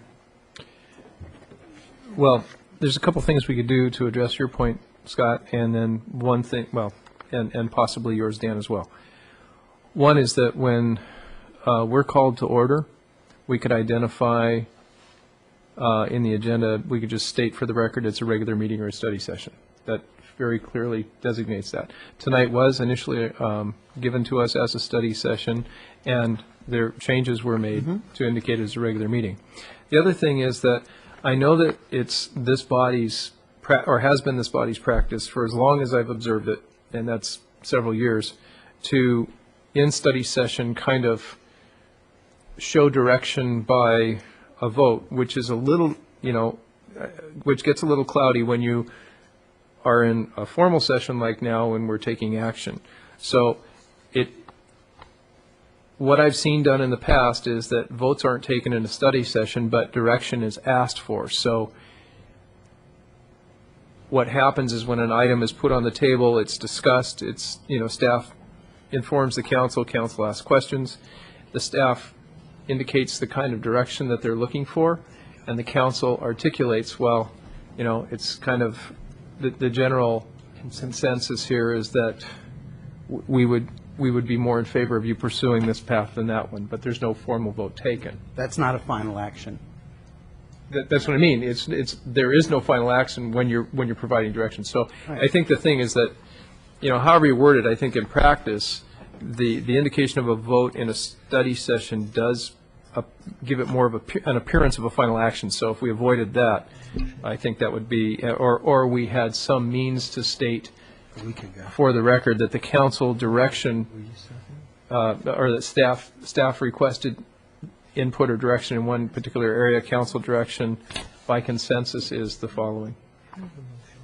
So something like that. But anyway, Very beginning? it's helpful for someone like myself who has been around other entities to see the vote go away there. I will admit that's one area that I have been uncomfortable with, although I don't know that we're violating that. It is clear to me that we're not taking action, that the vote is an act of direction. It's just, for me, it gets a little gray.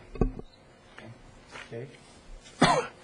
So I guess two questions. The first is three questions. First is if there's some sort of a settlement proposal related to some activity that comes to the council, it's not adopted by resolution or by ordinance, so action could be taken in that circumstance. Is that correct? That's correct, by motion. Okay. Second of all, there are resolutions or ordinances, an example of which is the SCORE ordinance that came to us last week, but because of some technical difficulties, wound up having to be postponed, where 2 weeks would have been problematic. So would that would require, under this proposed rule change, that would require redesignating the meeting as a regular meeting? That's correct. Okay, and how much notice do we have to give in advance of changing the meeting from study session to after the rule, presuming that the rule changes we have are adopted? Well, you'd have to go 72 hours. Okay, and then the last question I have is, the maker of the motion to adopt the rules as a whole was Councilmember Scott. Who was the seconder? Or maybe I have it You're talking about the very original main motion to adopt correct the last rules? week. You and Carmen seconded. I don't think I made the name. Or whoever made it. You made the motion. I made it, and Carmen did second, okay. This amendment's acceptable to me. Okay. Okay, it's a friendly amendment. Good. It was meant to be a friendly amendment. Sure they all are. Point of clarification, just for process. Part of our discussion has been around whether or not the session is either a regular session of the council or a work study session. Is it not possible to post with the appropriate notice, the council will be meeting on such and such a date for a regular session from such and such a time to such and such a time, or a work study session from, 7 to 8:30, and then enter into regular council session from 8:30 to 10 if we needed to get something done. It doesn't have to be one or the other. We can have combined sessions, can we, or combined activities on the same night, different types of meetings on the same night. Is that not true? You can, but if it's a regular meeting with a regular agenda like we have it put together tonight, you can still put discussion-type items on that agenda where you're not expecting any final action of the council, where an issue is discussed like you would in study session, but because you have an item that you have to actually take final action on, the designation of the meeting is just changed to regular versus study.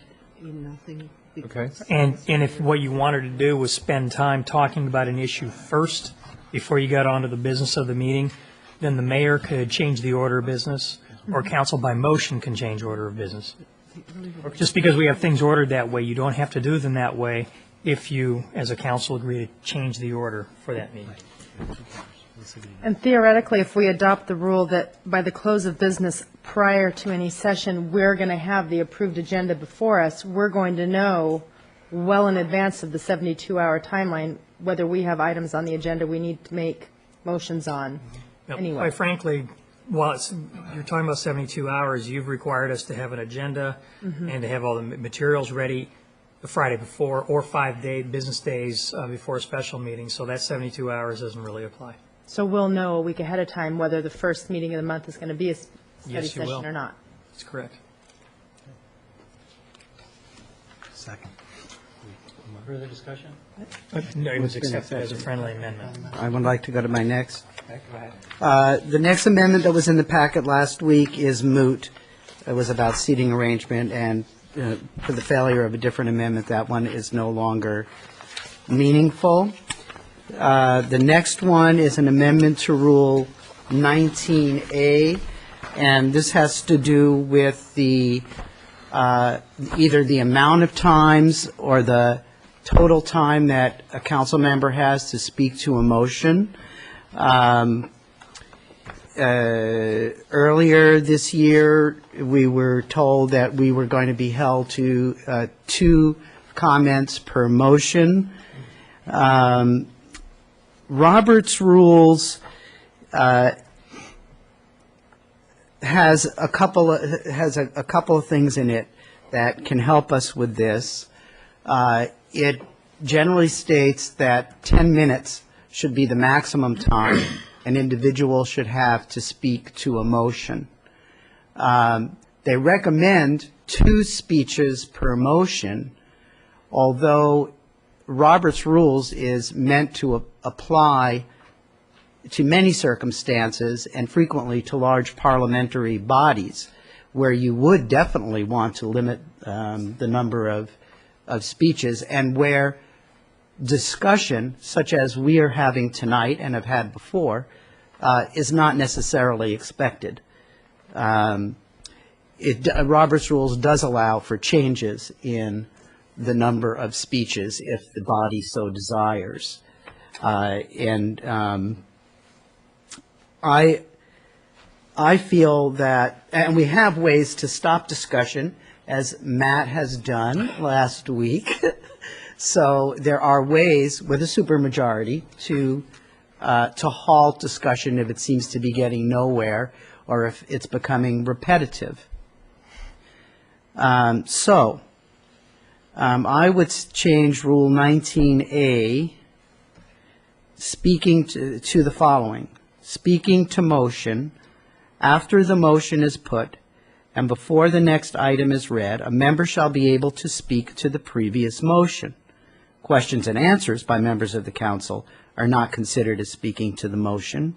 And then I would put B, each member may speak for 10 minutes on any given motion. I wouldn't change C there.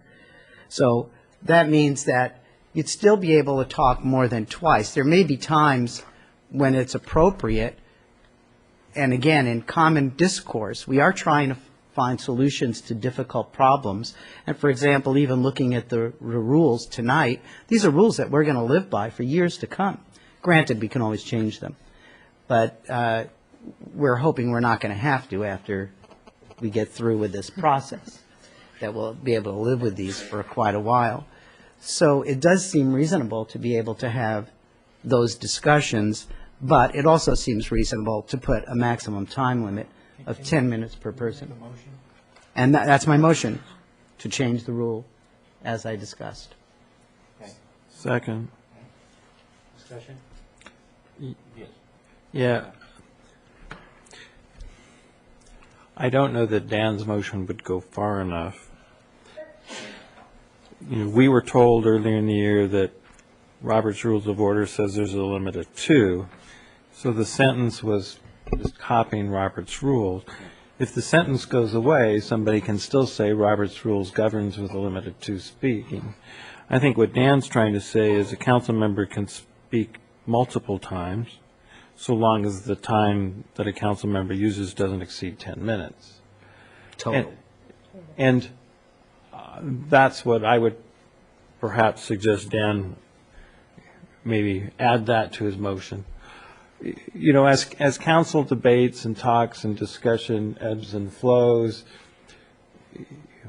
as an example, Carmen could raise an issue and she could speak, I could speak back to her, she could speak, I could speak back to her, and then Melissa could raise an issue. Well, Carmen, I can't speak anymore, even though a new issue has been raised. So to say you only get to talk twice, we don't have speeches quite like the legislatures do when filibustering is going on and all those sorts of things where time limits to speaking. I don't think.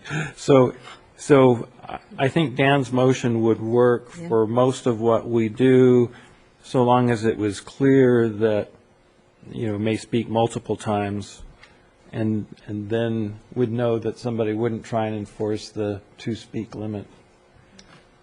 Matt? Just want to make sure, Scott, you were done? Yeah. As someone who's actually tripped up on that 2 limit, I'm actually in favor of it. I'm sorry. I guess my thought is when a motion's put on the table, we all have the same opportunity to consider it, and Annie in, we can ask to speak at any point. We Annie in our initial thought.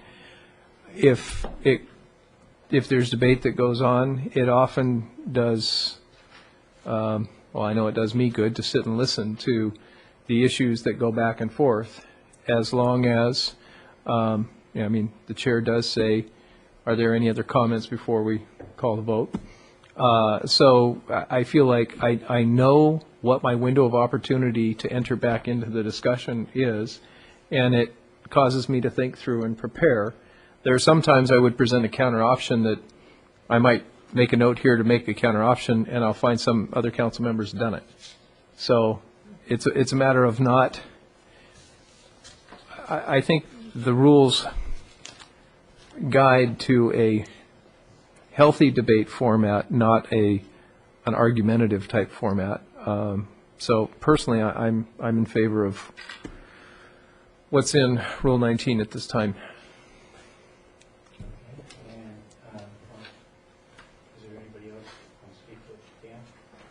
Yes, again, in favor of, I would put in, members may speak multiple times. Where I put that where it was, the portion was crossed out. Is that all right with my seconder? Yes. Okay, so I would do that. Again, rather than have stilted discussion, I think normal discussion is reasonable, and I would rather err on the side, in other words, I would rather err on the side where it takes a supermajority to stop the discussion if it's going nowhere, than force a supermajority to allow discussion to continue. So that's really what your options are.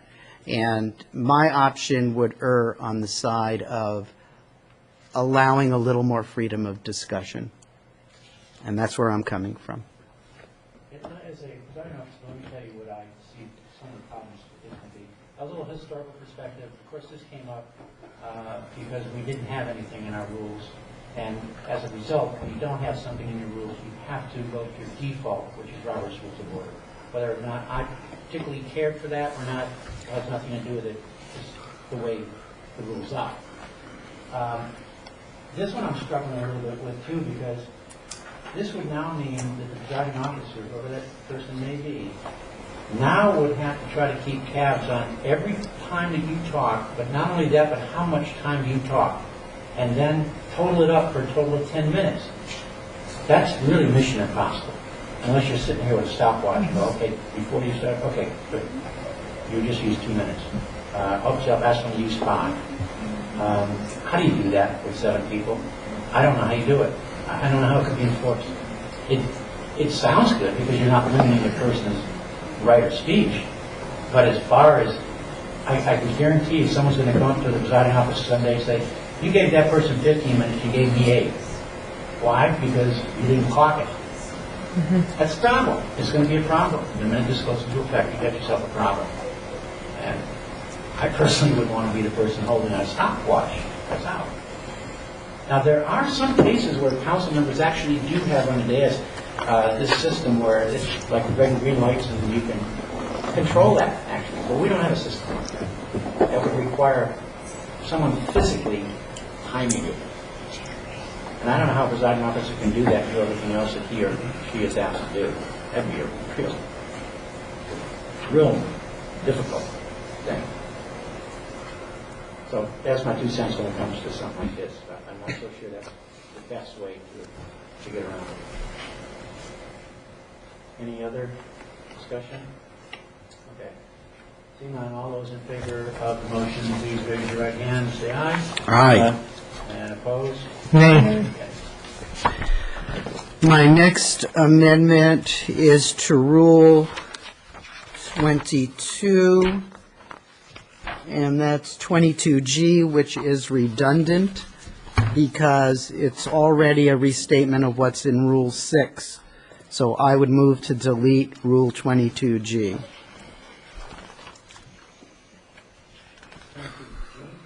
Correct. What's the statement? Where are you? I'm looking at the new version. Okay, I'm looking at one So from a I'd couple like of to see weeks what the ago. wording is. Council, 4 Hold council on. members shall constitute a quorum. I'm looking at It's redundant to which? in the packet. Let me look at the current version. It's still here. Oh, I'm sorry, Most I'm on the current wrong version. page. My mistake, thank you. It says 4 members are needed to constitute a forum for taking action. That's already stated in Rule 6.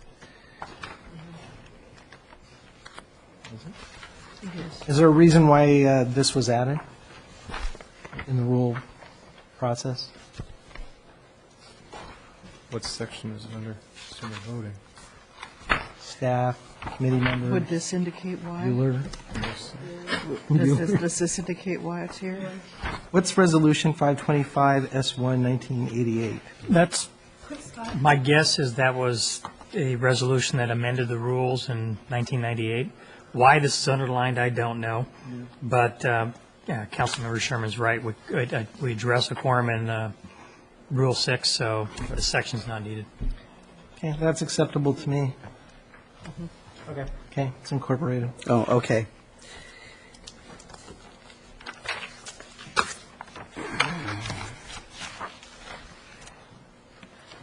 Okay, yeah, this one isn't in the forms you were given. It relates to Rule 26, 26A, which was eliminated by the committee, and I would like to restore it, so I would make a motion to keep it, and I'll just read what it says.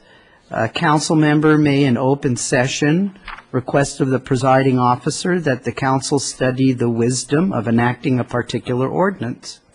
The presiding officer then may assign the proposed ordinance to a specific committee, and it says of, but I think that word is supposed to be or, the committee of the whole, for consideration.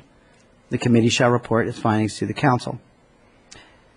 The reason I would like to leave it in is because it allows a council member, at any time during discussion, or maybe during their 3 minutes time at the beginning of the meeting, to suggest some legislation that the council may want to consider.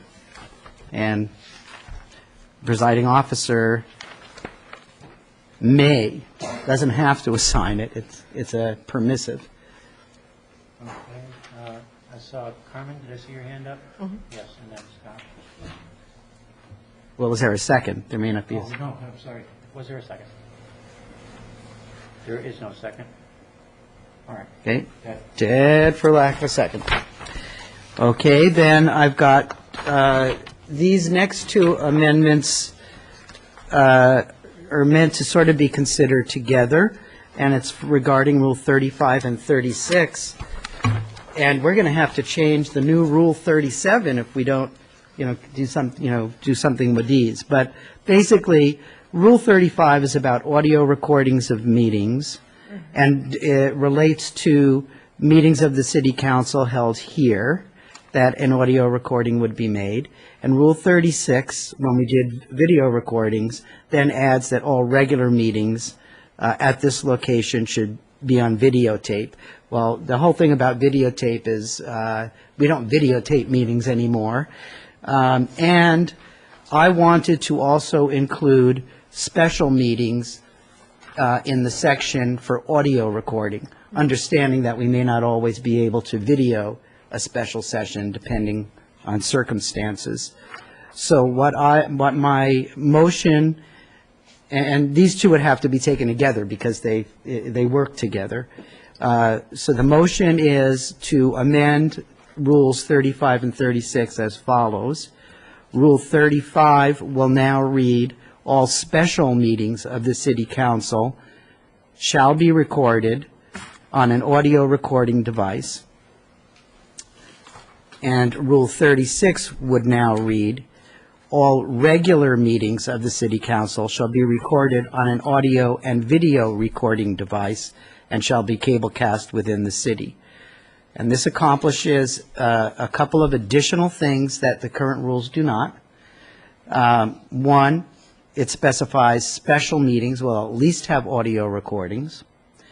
And two, all regular meetings, even if they're not held here, such as, for example, we're going to be having a regular meeting up on North Hill soon.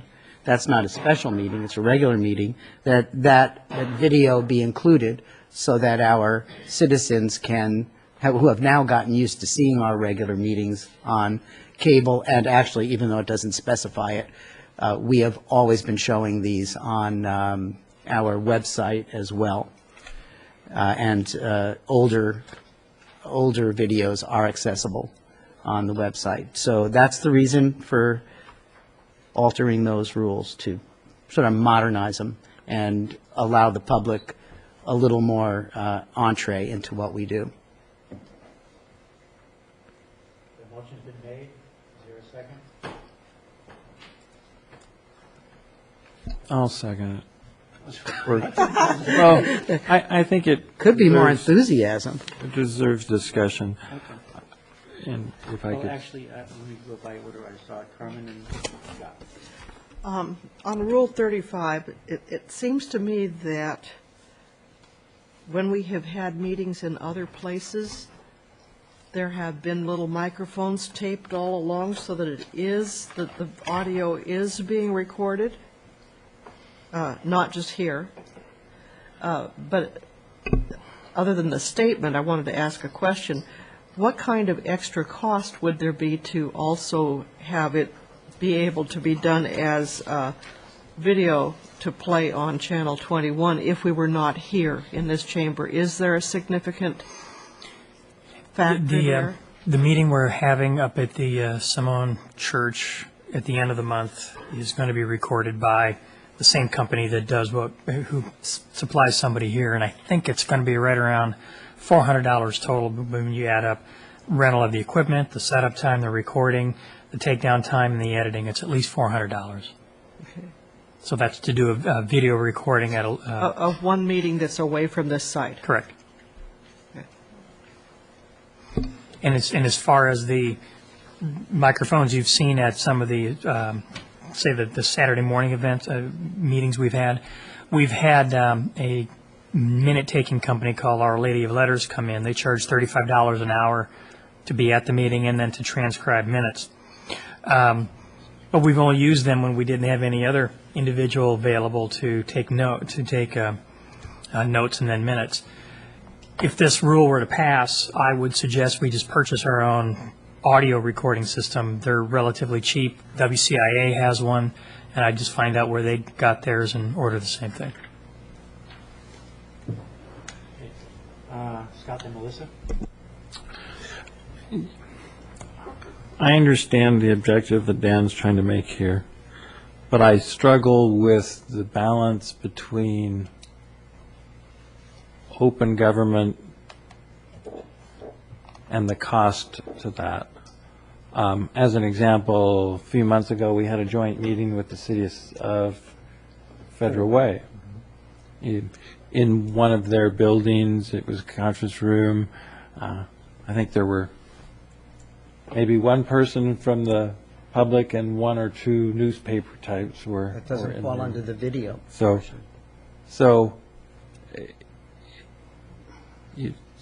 I would struggle, to me, I struggle with the cost of the $400 to TV, even a meeting in the city but at a different facility, especially in these times we're struggling with budget. And I think to answer your question, Tony answered it almost. Those microphones are not recording the meeting as a record. They're the stenographer's notes. That's just for that person to refer to. And even then, if there were audio recordings of those meetings, they're going to be mixed quality based on the sound of the room, how we're sitting, and all of that. So you might hear the one person right next to it and never hear anybody else. So I understand the goal, but its implementation will be unsuccessful unless we spend a lot of money, and I'm not in favor in these tough times of spending a lot of money. Melissa? I think this whole taking meetings off-site was one of my campaign priorities, and I think back to sitting through school board meetings, when every other meeting they would take it out of ERAC and put it in one of the elementary schools. And the gymnasiums would be full of families who came out, and it was probably the only school board meeting they had ever gone to and ever will go to. It's because it was in their own backyard. And so the thought of us as a council being in Redondo and Woodside, North Hill, other parts of Des Moines besides here, we're going to reach out to members of our community who don't even know there's a Channel 21, but they're going to come to see a city council meeting because we're at their community center or at their congregation or, So I feel like the expense of video recording, it's not a necessity in the sense that we are going to extraordinary lengths to have our meetings in front of the public, but in a different manner. Yeah, let me speak to that too, because I'm glad you brought that up, because that's the one that I was struggling with here too. As you know, you did encourage that. And the first one we're going to have is going to be up at North Hill. Gee, I wonder how I did that. Anyway, I suspect it probably will be successful. And if it is, then we do plan on having more and more of those in the following year. Of course, with that will come the increased cost and having to do things like that. So it is something you have to consider when you're looking at this. But I do agree. I think that is going to draw an awful lot of people, maybe only from the neighborhood, but that's okay too, because then other neighborhoods will see that we're doing that and we'll look forward to, after we announce it, say, we're going now down to, now we're going to go here, now we're going to go. You might see a lot more people in your audience as a result. So we need to be prepared for that and we'll be cost. North Hill is providing dinner for us when we're the church is providing dinner for us, but we shouldn't expect that all the time necessarily. It may be a cost among others. Again, we keep that in mind. Dan? Yes, so in reply to some of the comments I've heard, in the case of the meeting in Federal Way, that was a special meeting and there's no video requirement. I thought about that, and that there would be places where that just would not be feasible. And in the case of having the meeting in the community locally, which we have done in the past years. Not everybody up on this council will remember that. It's a good idea, and I am in full support of that. But while we're making ourselves accessible to that group of people, we shouldn't be then becoming inaccessible to the larger number of people who do watch us on cable or on the internet. So there's no reason why we can't do both, is reach the people locally without cutting off the people who otherwise watch us. One of the reasons perhaps we don't have a lot of people come to our meetings is they know they can watch us on both cable and on the internet.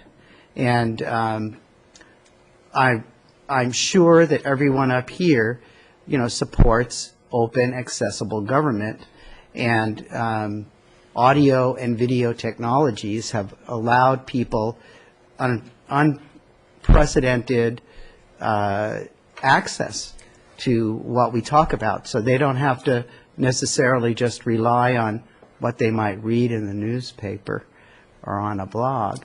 They can actually see the entire action or hear it, and I think that is an important function that we can offer our public, and I don't really hear general disagreement with that.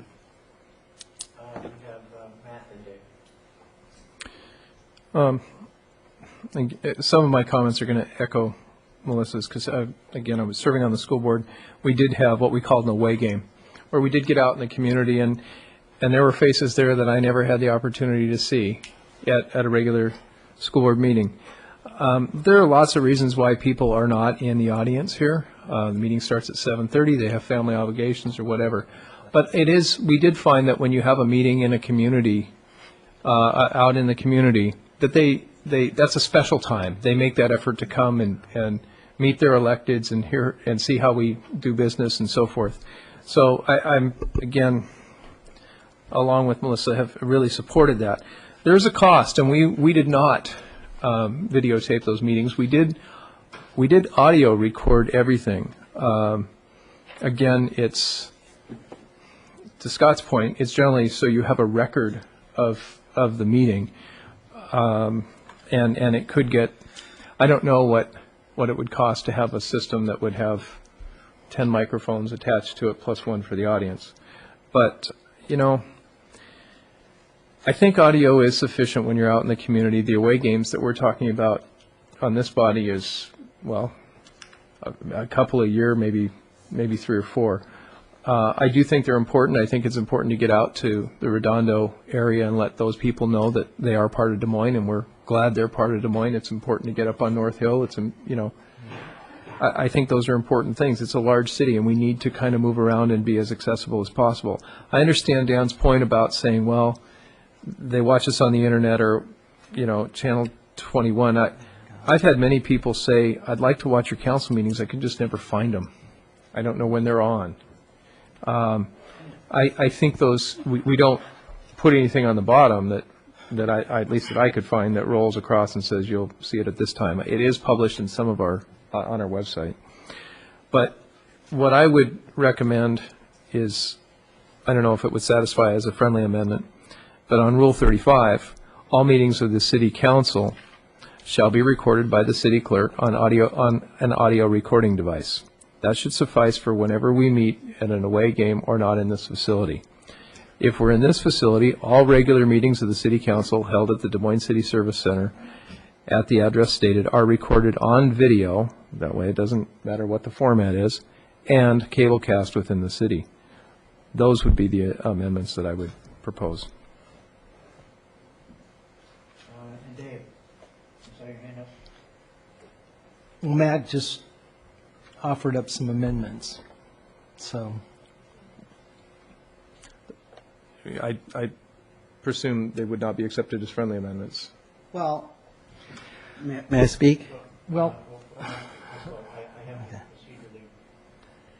So do I just need to make them a motion? I offered them as friendly amendments, so I have to. So is that how you offered it? That's how I offered them. I need to find out if the maker and seconder are okay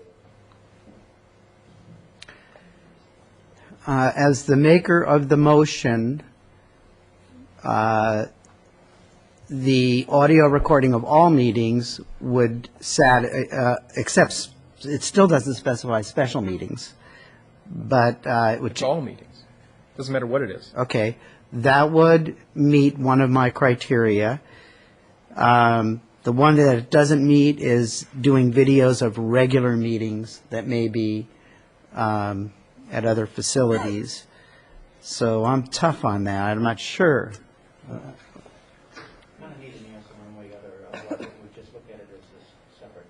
Let's look at it as a separate motion. Do I need to make it separately then? Okay, my motion is to amend Rule 35 that all meetings of the City Council shall be recorded by the city clerk on an audio recording device. And additionally, Rule 36, all regular meetings of the City Council held in the Des Moines City Service Center at 21630 11th Avenue South are recorded on video and cablecast within the city. Second. Did I hear a second comment? Okay. All right, discussion then. Procedurally, I would imagine this is a substitute motion then? It is. Okay. I'm probably in support of this motion as opposed to the nuance of the one that Ann had, which is all meetings. And the only difference, as I understand it, is all meetings being recorded versus just meetings here in City Hall. All meetings are audio recorded. All meetings audio, but which was what Dan's motion was anyway, I think. Right. I'm not sure if we agreed on that. He didn't Yes, accept I it did as a agree friendly. with But that. on Rule 36 is where I think we part ways. Just one thing as a question to the attorney, and it actually happened. We had a meeting within the last half year where the video guys didn't show up. Sorry, you didn't hear us back there. But would that mean we couldn't meet? Would all go home? Or do we need to put an exception in?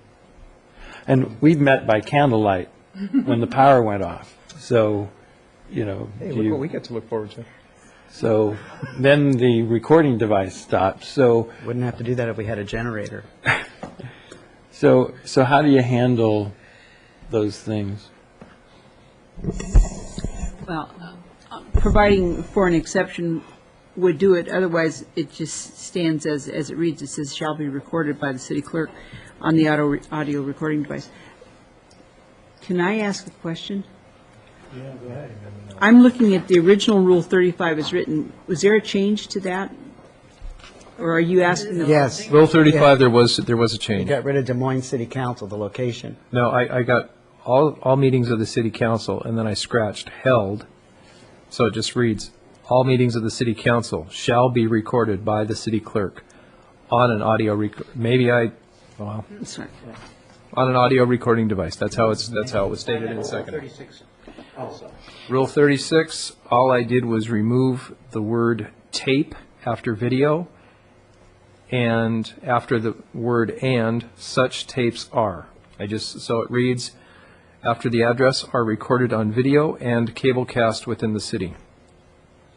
I mean, this thing doesn't even state a time frame. You could record these things and broadcast them in the city 10 years later, and you've satisfied the rule. Record with my iPhone. I mean, Okay. Yeah, Dan. Okay. This does come close to it does clean up some of the stuff that's here now. It does allow for some expansion of citizen access to our meetings. I wanted it to go further, and so I'm very happy that you at least did what you did, because I know you can't support my motions. I'm still going to kind of stick with my motions, but I'm happy that you were able to at least expand what's there. Okay, Dave.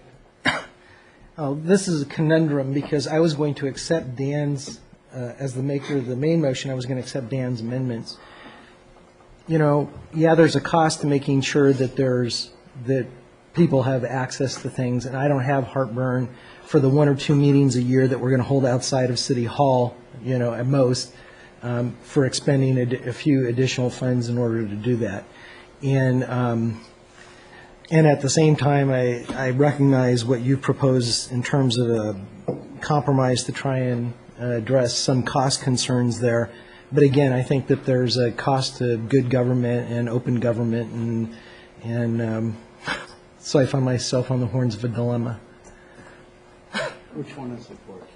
Well, if this fails, you'll have an opportunity to vote on mine.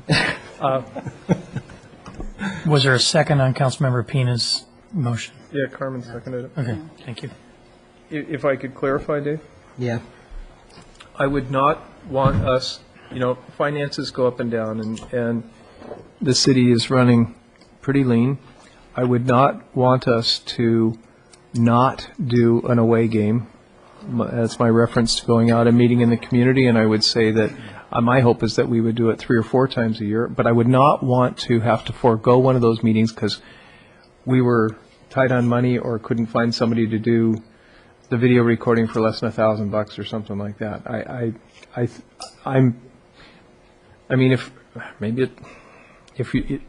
just feel like the audio recording would suffice, and we could play that over Channel 21.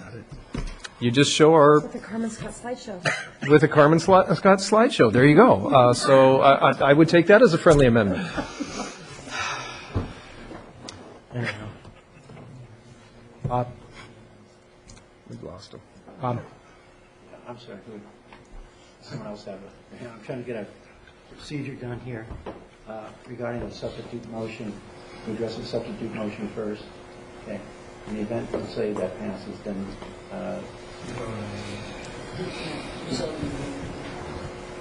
okay, thanks. All right, so then we'll be, Carmen? Do we have any way of knowing anything about the viewership of these videos of these meetings? Do we know anything about it? The best I can tell you is based on the 2,000 citizen survey that we did, and I'm kind of going from memory here. Over 50% of the respondents, about 56%, said they get most of their information from the city, from City Currents. And it was in the 20 to 25% of the people that said they watched Channel 21 occasionally. So how many actually watch? Honestly, I couldn't tell you. What was the size of the response? 25% of what? The 400 people that were asked. Okay. What my question is trying to help me decide is, if we go to an away site instead of here, and let's say that that several hundred people are watching in retirement homes or residences, and we don't video at the away site, and maybe 50 people show up or 25 people show up. And We've just taken away a great deal of dispersing information in order to serve a much smaller number. And Lori did remind me, we can pull the numbers off the internet to see how many actually go to the internet and watch meetings from the internet. Not on Channel 21. I'm a little inclined to bite the bullet with Dave on the original amendment if we're actually going to go away, because I think we'd be taking the video away from too many people if we don't video meetings just because they're in some other site. It bothers me that we'd have to spend the money, but I wouldn't want to deprive a bunch of people that rely on watching us. Any other discussion? Okay, before us is a substitute motion. Everybody understands what it is. All those in favor of the substitute motion, please raise your right hand and say aye. Aye. Opposed? Nay. Okay. Back to the main motion. Any further discussion on that? Actually, Council, yeah. it's acceptable to me and acceptable to Councilmember Scott. It is? So it's now incorporated as a friendly amendment. There you go. Can somebody read what that motion is? It's Dan's one. exactly what he had, Councilmember It's in the- Sherman had submitted, so I'll read them. Rule 35 will now say, all special meetings of the city council shall be recorded on an audio recording device. And Rule 36 now will say, all regular meetings of the city council shall be recorded on an audio and video recording device and shall be cable cast within the city. Correct? And that's the end of my amendments.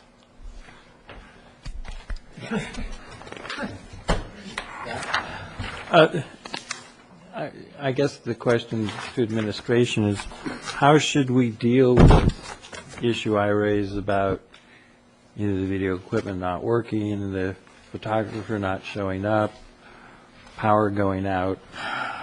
Do we as a group want the council to go home, or do we as a group want us to be able to complete our business as best we can?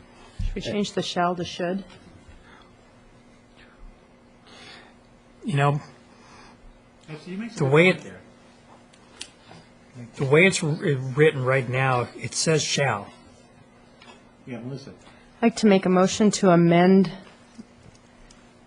Rule 36 to read should be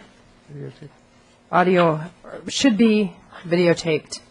Recorded on audio and video. 35 only pertains to audio recording. But if you don't have power? Oh, You should be able to record with a battery. I can record with my BlackBerry. Okay, then that's, So, audio and. Rule 36, where's Dan's motion? All regular meetings of the city council should be recorded on an audio and video recording device and should be cable cast within the city. second. And it's acceptable. Well, yeah, and it's acceptable to me with the original motions, and maybe we'll give some consideration, strong consideration, when we review our capital improvement budget to a generator. Or as part of our negotiations with Comcast and other providers. I was thinking of my poor Huntington Park board. That it was accepted by the maker, and that's all I need to know. Okay, so it's be substituted, we should. We shall. Yes. Well, I think I will move to table this ordinance until we have the remand from the committee come back. I'll second that. Any discussion on that? All in favor, please raise your hand and say aye. Aye. Okay, we have some people here from Huntington Park. Thanks, Yep. Go home? Okay. So that's about And the city and finance director.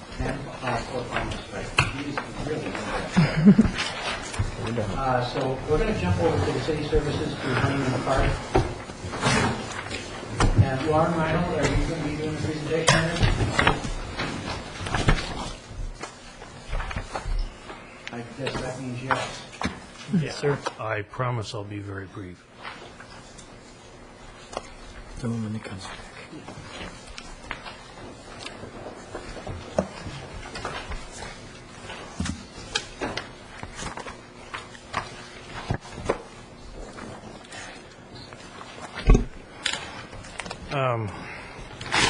Last year, we received a request from the Huntington Park Association requesting city services, in particular restoration of the street sweeping, catch basin vacuuming, cleaning the pipes, doing some limited maintenance on the single stormwater facility off of 249th. Just to situate everyone here, Huntington Park is bordered by, on the north, 244th Place, or 244th Street, 250th on the south, 14th Avenue on the east, and Greenview Drive on the west. We annexed that area in 1982. Huntington Park was developed in the 70s and early 80s. There was a couple of streets inside that were public, 11th Avenue, which was vacated in 1978, and the Loop Entry Road, 248th here, was vacated when it was annexed in the city in 1987. So all the streets within Huntington Park are private. All the storm drain system within Huntington Park is private. And the stormwater facility here off 249th is also private. And I don't think there's any argument on that. The request essentially was asking for those services, or if services can't be provided, to provide a credit to their swim fees that they are paying in consideration of some areas off-site, which is Huntington Park is specifically delineated by this dash line here. The areas in yellow draining into Huntington Park. There's some public streets, 249th, areas of 9th Avenue, areas of 247th, and about 23 residential homes. If we were to calculate the fees that's generated from those areas, it would equate to about $4,300. I made an estimate of how much it would cost the city to do the street sweeping per the contract that we have with our sweeping contractor, cleaning catch basins, the pipes, and then doing the minimum maintenance on the pond would equate to about $5,300 a year. So about $900 more than these areas of yellow. There's 3 motions in your packet. The third motion is the staff's recommendation. That would be to deny this request. And then the first and second is doing the maintenance, but receiving a $900 payment to cover the added expenses. And then the other one is to simply give them a credit of $4,300. So that's the motion that's on the table here. Earlier, we have with us Mr. Ben Gill, and earlier I asked if he wanted to use his time now to address the council, so it'll be a good time. Keeping in mind, Mr. Gill, that we are starting to rapidly run out of time. Not that that was your fault, by the way. I shan't be long. Yeah. Would you then introduce yourself and your address for the record, sir? My name is Ben Gill. My address is 24601 13th Avenue South in Des Moines. A little close. Good evening, Mr. Mayor, Council, Mr. Piasecki, and staff. I appreciate this opportunity to speak with you. As I said, I live in Huntington Park. I am currently have the good fortune of being the president of the Homeowners Association. I hope that all of you have that opportunity at some point. It's quite an education. In your agenda information, you have the letter from me dated August 31st to Mr. Piasecki. I think that letter pretty well spells out our position, but I would like to expand on it just a little bit. As you may know or not know, Huntington Park is an age-restricted community for folks 55 and over. As such, most of our residents are retired and living on a fixed income.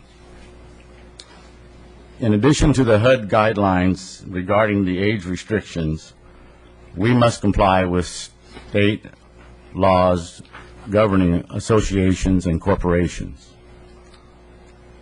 These RCWs dictate that the Board of Directors must act at all times in the best interest of the members.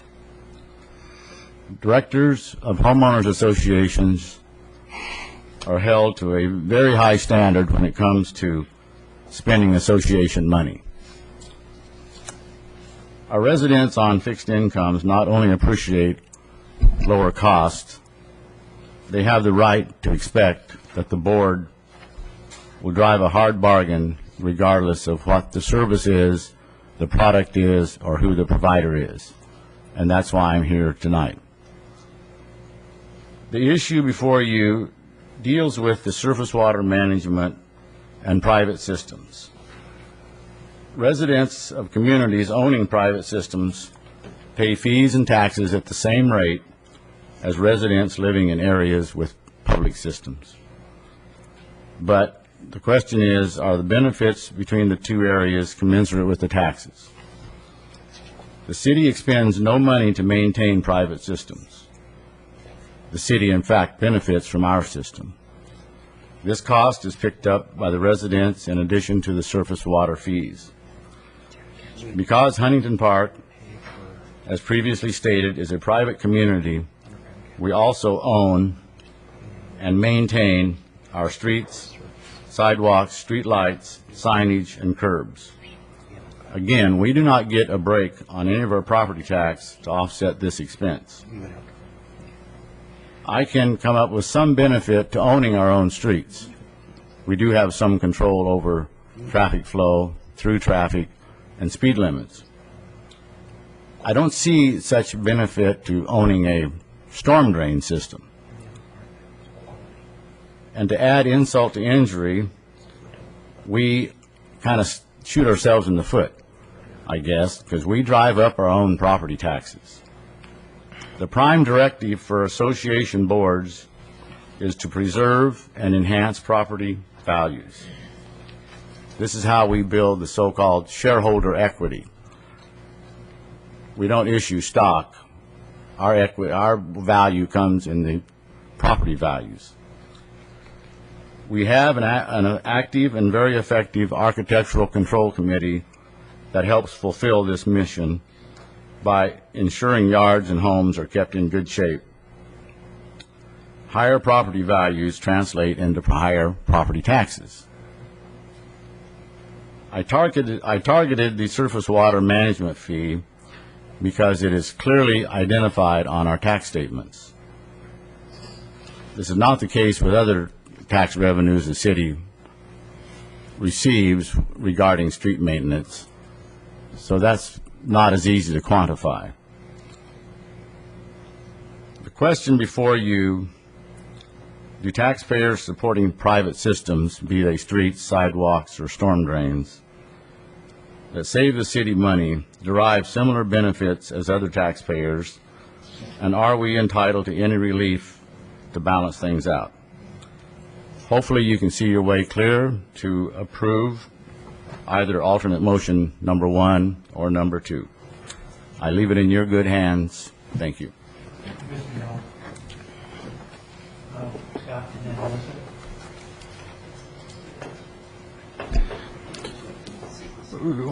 My first thing I'd like to address is procedural. Having just read council rules and council rule 19, it says all motions shall be made in the affirmative, and I happen to notice that motion 2 and motion 3 are written in the non-affirmative. That's correct. So depending on which alternative council would like to suggest, I would believe if the intent is what's listed as alternative motion number 3, which is to deny the request, the appropriate action would be to do nothing. Alternative motion 2, instead of denying half the request and approving the other half, I think the motion would be just to approve the half. So if we get to the point of making a motion, I would point out those rules. As chair of the Environment Committee, we did have a discussion on this issue. The council members were briefed. The committee was not, my impression was we were not of the opinion that anything needed to be done. Now, I will admit, I have some questions about, okay, the houses get their property tax statement. It's not clear to me whether the roads as separate tax parcels gets a charge or not. I don't remember. But I think the dilemma which could apply here in many places throughout the city, is when this was done as a development, it was done as a development in the county in a period of time when stormwater regulations were much different than they are today.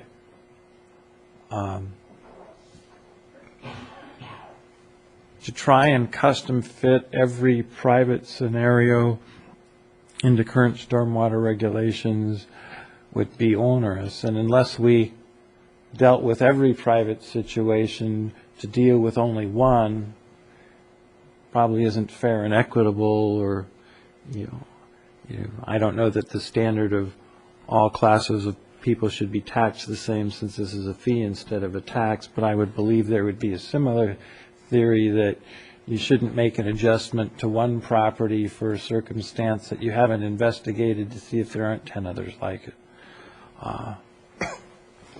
So those would be my opening comments regarding this particular item. And I want to thank you, Scott. He is 100% correct. All motions must be made in the affirmative.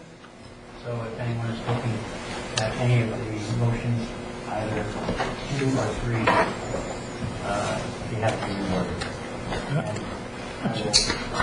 What does that mean? I was going to say I wanted to comment on Councilmember Thompson's comments. Oh, go ahead. Actually, I'm going to ask Lauren to make a comment, because the issue of treating similarly situated swim customers in a similar manner is a question I did ask, and we did do some checking. We have some rough numbers to give you. I'm sorry. In regards to what would it cost in the way of refunds or credits if we were to treat other private developments the same way as motion number 2 would, Huntington Park? Wasn't that about a $17,000 number you gave me?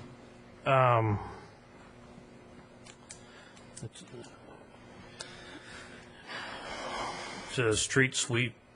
All the You sent me an email yesterday or the day before in regards to providing the same level of credit to other similarly situated private developments. It would, and grants running forward with the copy. Yeah, it amounted to about there we go, about $17,000. Okay. Yeah. I just wanted to commend Mr. Gill and his board. I manage HOAs, so I step in when we don't have active homeowners, and the board says to their owners, well, none of you want to do it, so we're going to make her do it. So I end up having to study RCW 6434 and all of the language in there and how to keep dues low for owners and preserve the property values. And I think that the argument you bring forth is one I hear all the time, that owners and HOAs and PUDs and master associations, you're basically double taxed. And you're not in a unique situation living in an HOA in Des Moines. I manage a community in the Kent Valley that we're just finishing up selling up 75% of the homes. City of Kent, 210 homes. They pay surface water management fees to the City of Kent, which increased 22% last year. They pay it individually as an individual detached condo owner. And then they also have to pay to have all of our roads maintained, our own roads swept, and our own storm drains cleaned. And on top of that, they have a local improvement district tax that they have to pay every year because the City of Kent built roads to their community. And we've got several bonds in place now for huge water retention ponds so that Reith Road, Frager Road, and 212th can drain into our HOA. We had to levy a special assessment last year against brand-new homeowners who just bought this wonderful first-time dream home. And, hi, welcome to your neighborhood. Here's your special assessment because we have to come up with $22,000 additional dollars for water that falls off of your roof onto the City of Kent streets that we have to pave. It happens in the city of Bonnie Lake. It happens in the city of Auburn. It happens in the city of Redmond. So I appreciate your frustration at unfortunately, it's not a unique one. So I just wanted to comment that I think it's a longstanding argument with a lot of HOAs that cities, for the most part, love approving those plat plans because the entire infrastructure, for the most part, is maintained by the owner association. Council, as always, I'm obligated to let you know what time it is. Exactly. So if somebody wants to extend for 5 or 10 minutes or something, that'll be fine. I move to extend the meeting to 10:40. Second. Motion made second, all in favor, please raise your hand and say aye. Aye. Opposed? One opposed, okay. Go ahead. Melissa, And that was it. anyone else? All right. Seeing no discussion, is there anyone that wishes to make a motion at this time? If there's no motion made, then simply no action is taken. I see no action being taken. Okay, which is paramount to actually alternative motion number 3. All right, council is opted no action at this time. You do it, Scott? Based on the time of the evening, there were a few agenda items we didn't get to. I will move to continue all the other items to a meeting in the future to be scheduled by the mayor. Well, Scott, let me ask a question real quick. On the Lake Haven one, is there a deadline for our review? I believe the deadline's actually already passed. We have reviewed this with the Environment Committee. I don't believe there are any major issues or concerns that the city staff has, and none that I heard from the Environment Committee. Okay, I'll withdraw my motion. We've got 10 minutes. You got 10 minutes. So we could, rather than have a full-blown presentation by Lake Haven, I think we gave you a pretty good agenda item, and the committee heard it. So if there's any questions or a motion to approve would be appropriate. All right. Bob? Dave? I move to adopt draft resolution number 10-167, approving the Lake Haven Utility District 2009 Comprehensive Wastewater System Plan. Second. Any discussion? Dave? I was just going to say, you reminded me that this was brought up in committee, and I had to think back how long ago it was before it actually got to us after we talked about it. But the wastewater plans always seem to address the concerns we have. It's always the water that takes closer scrutiny. So What one in particular? I commend it for passage. Did I see a second on? I seconded it. You did. Dan seconded it, okay. Any further discussion? Seeing none, all in favor, please raise your hand and say aye. Aye. That appears unanimous. Okay, resolution number 10-167 is a resolution of the City Council of the City of Des Moines, Washington, approving Lake Haven Utility District 2009 Comprehensive Wastewater System Plan. Now, Scott. Okay, now I will move to adjourn the meeting and have all remaining agenda items scheduled for future meetings to be determined by the mayor. Second. Any discussion? Seeing none? Okay, before I do that, tablet. Next meeting will be October 14th. It will be a regular meeting. All in favor, please raise your right hand and say aye. Aye. We are adjourned.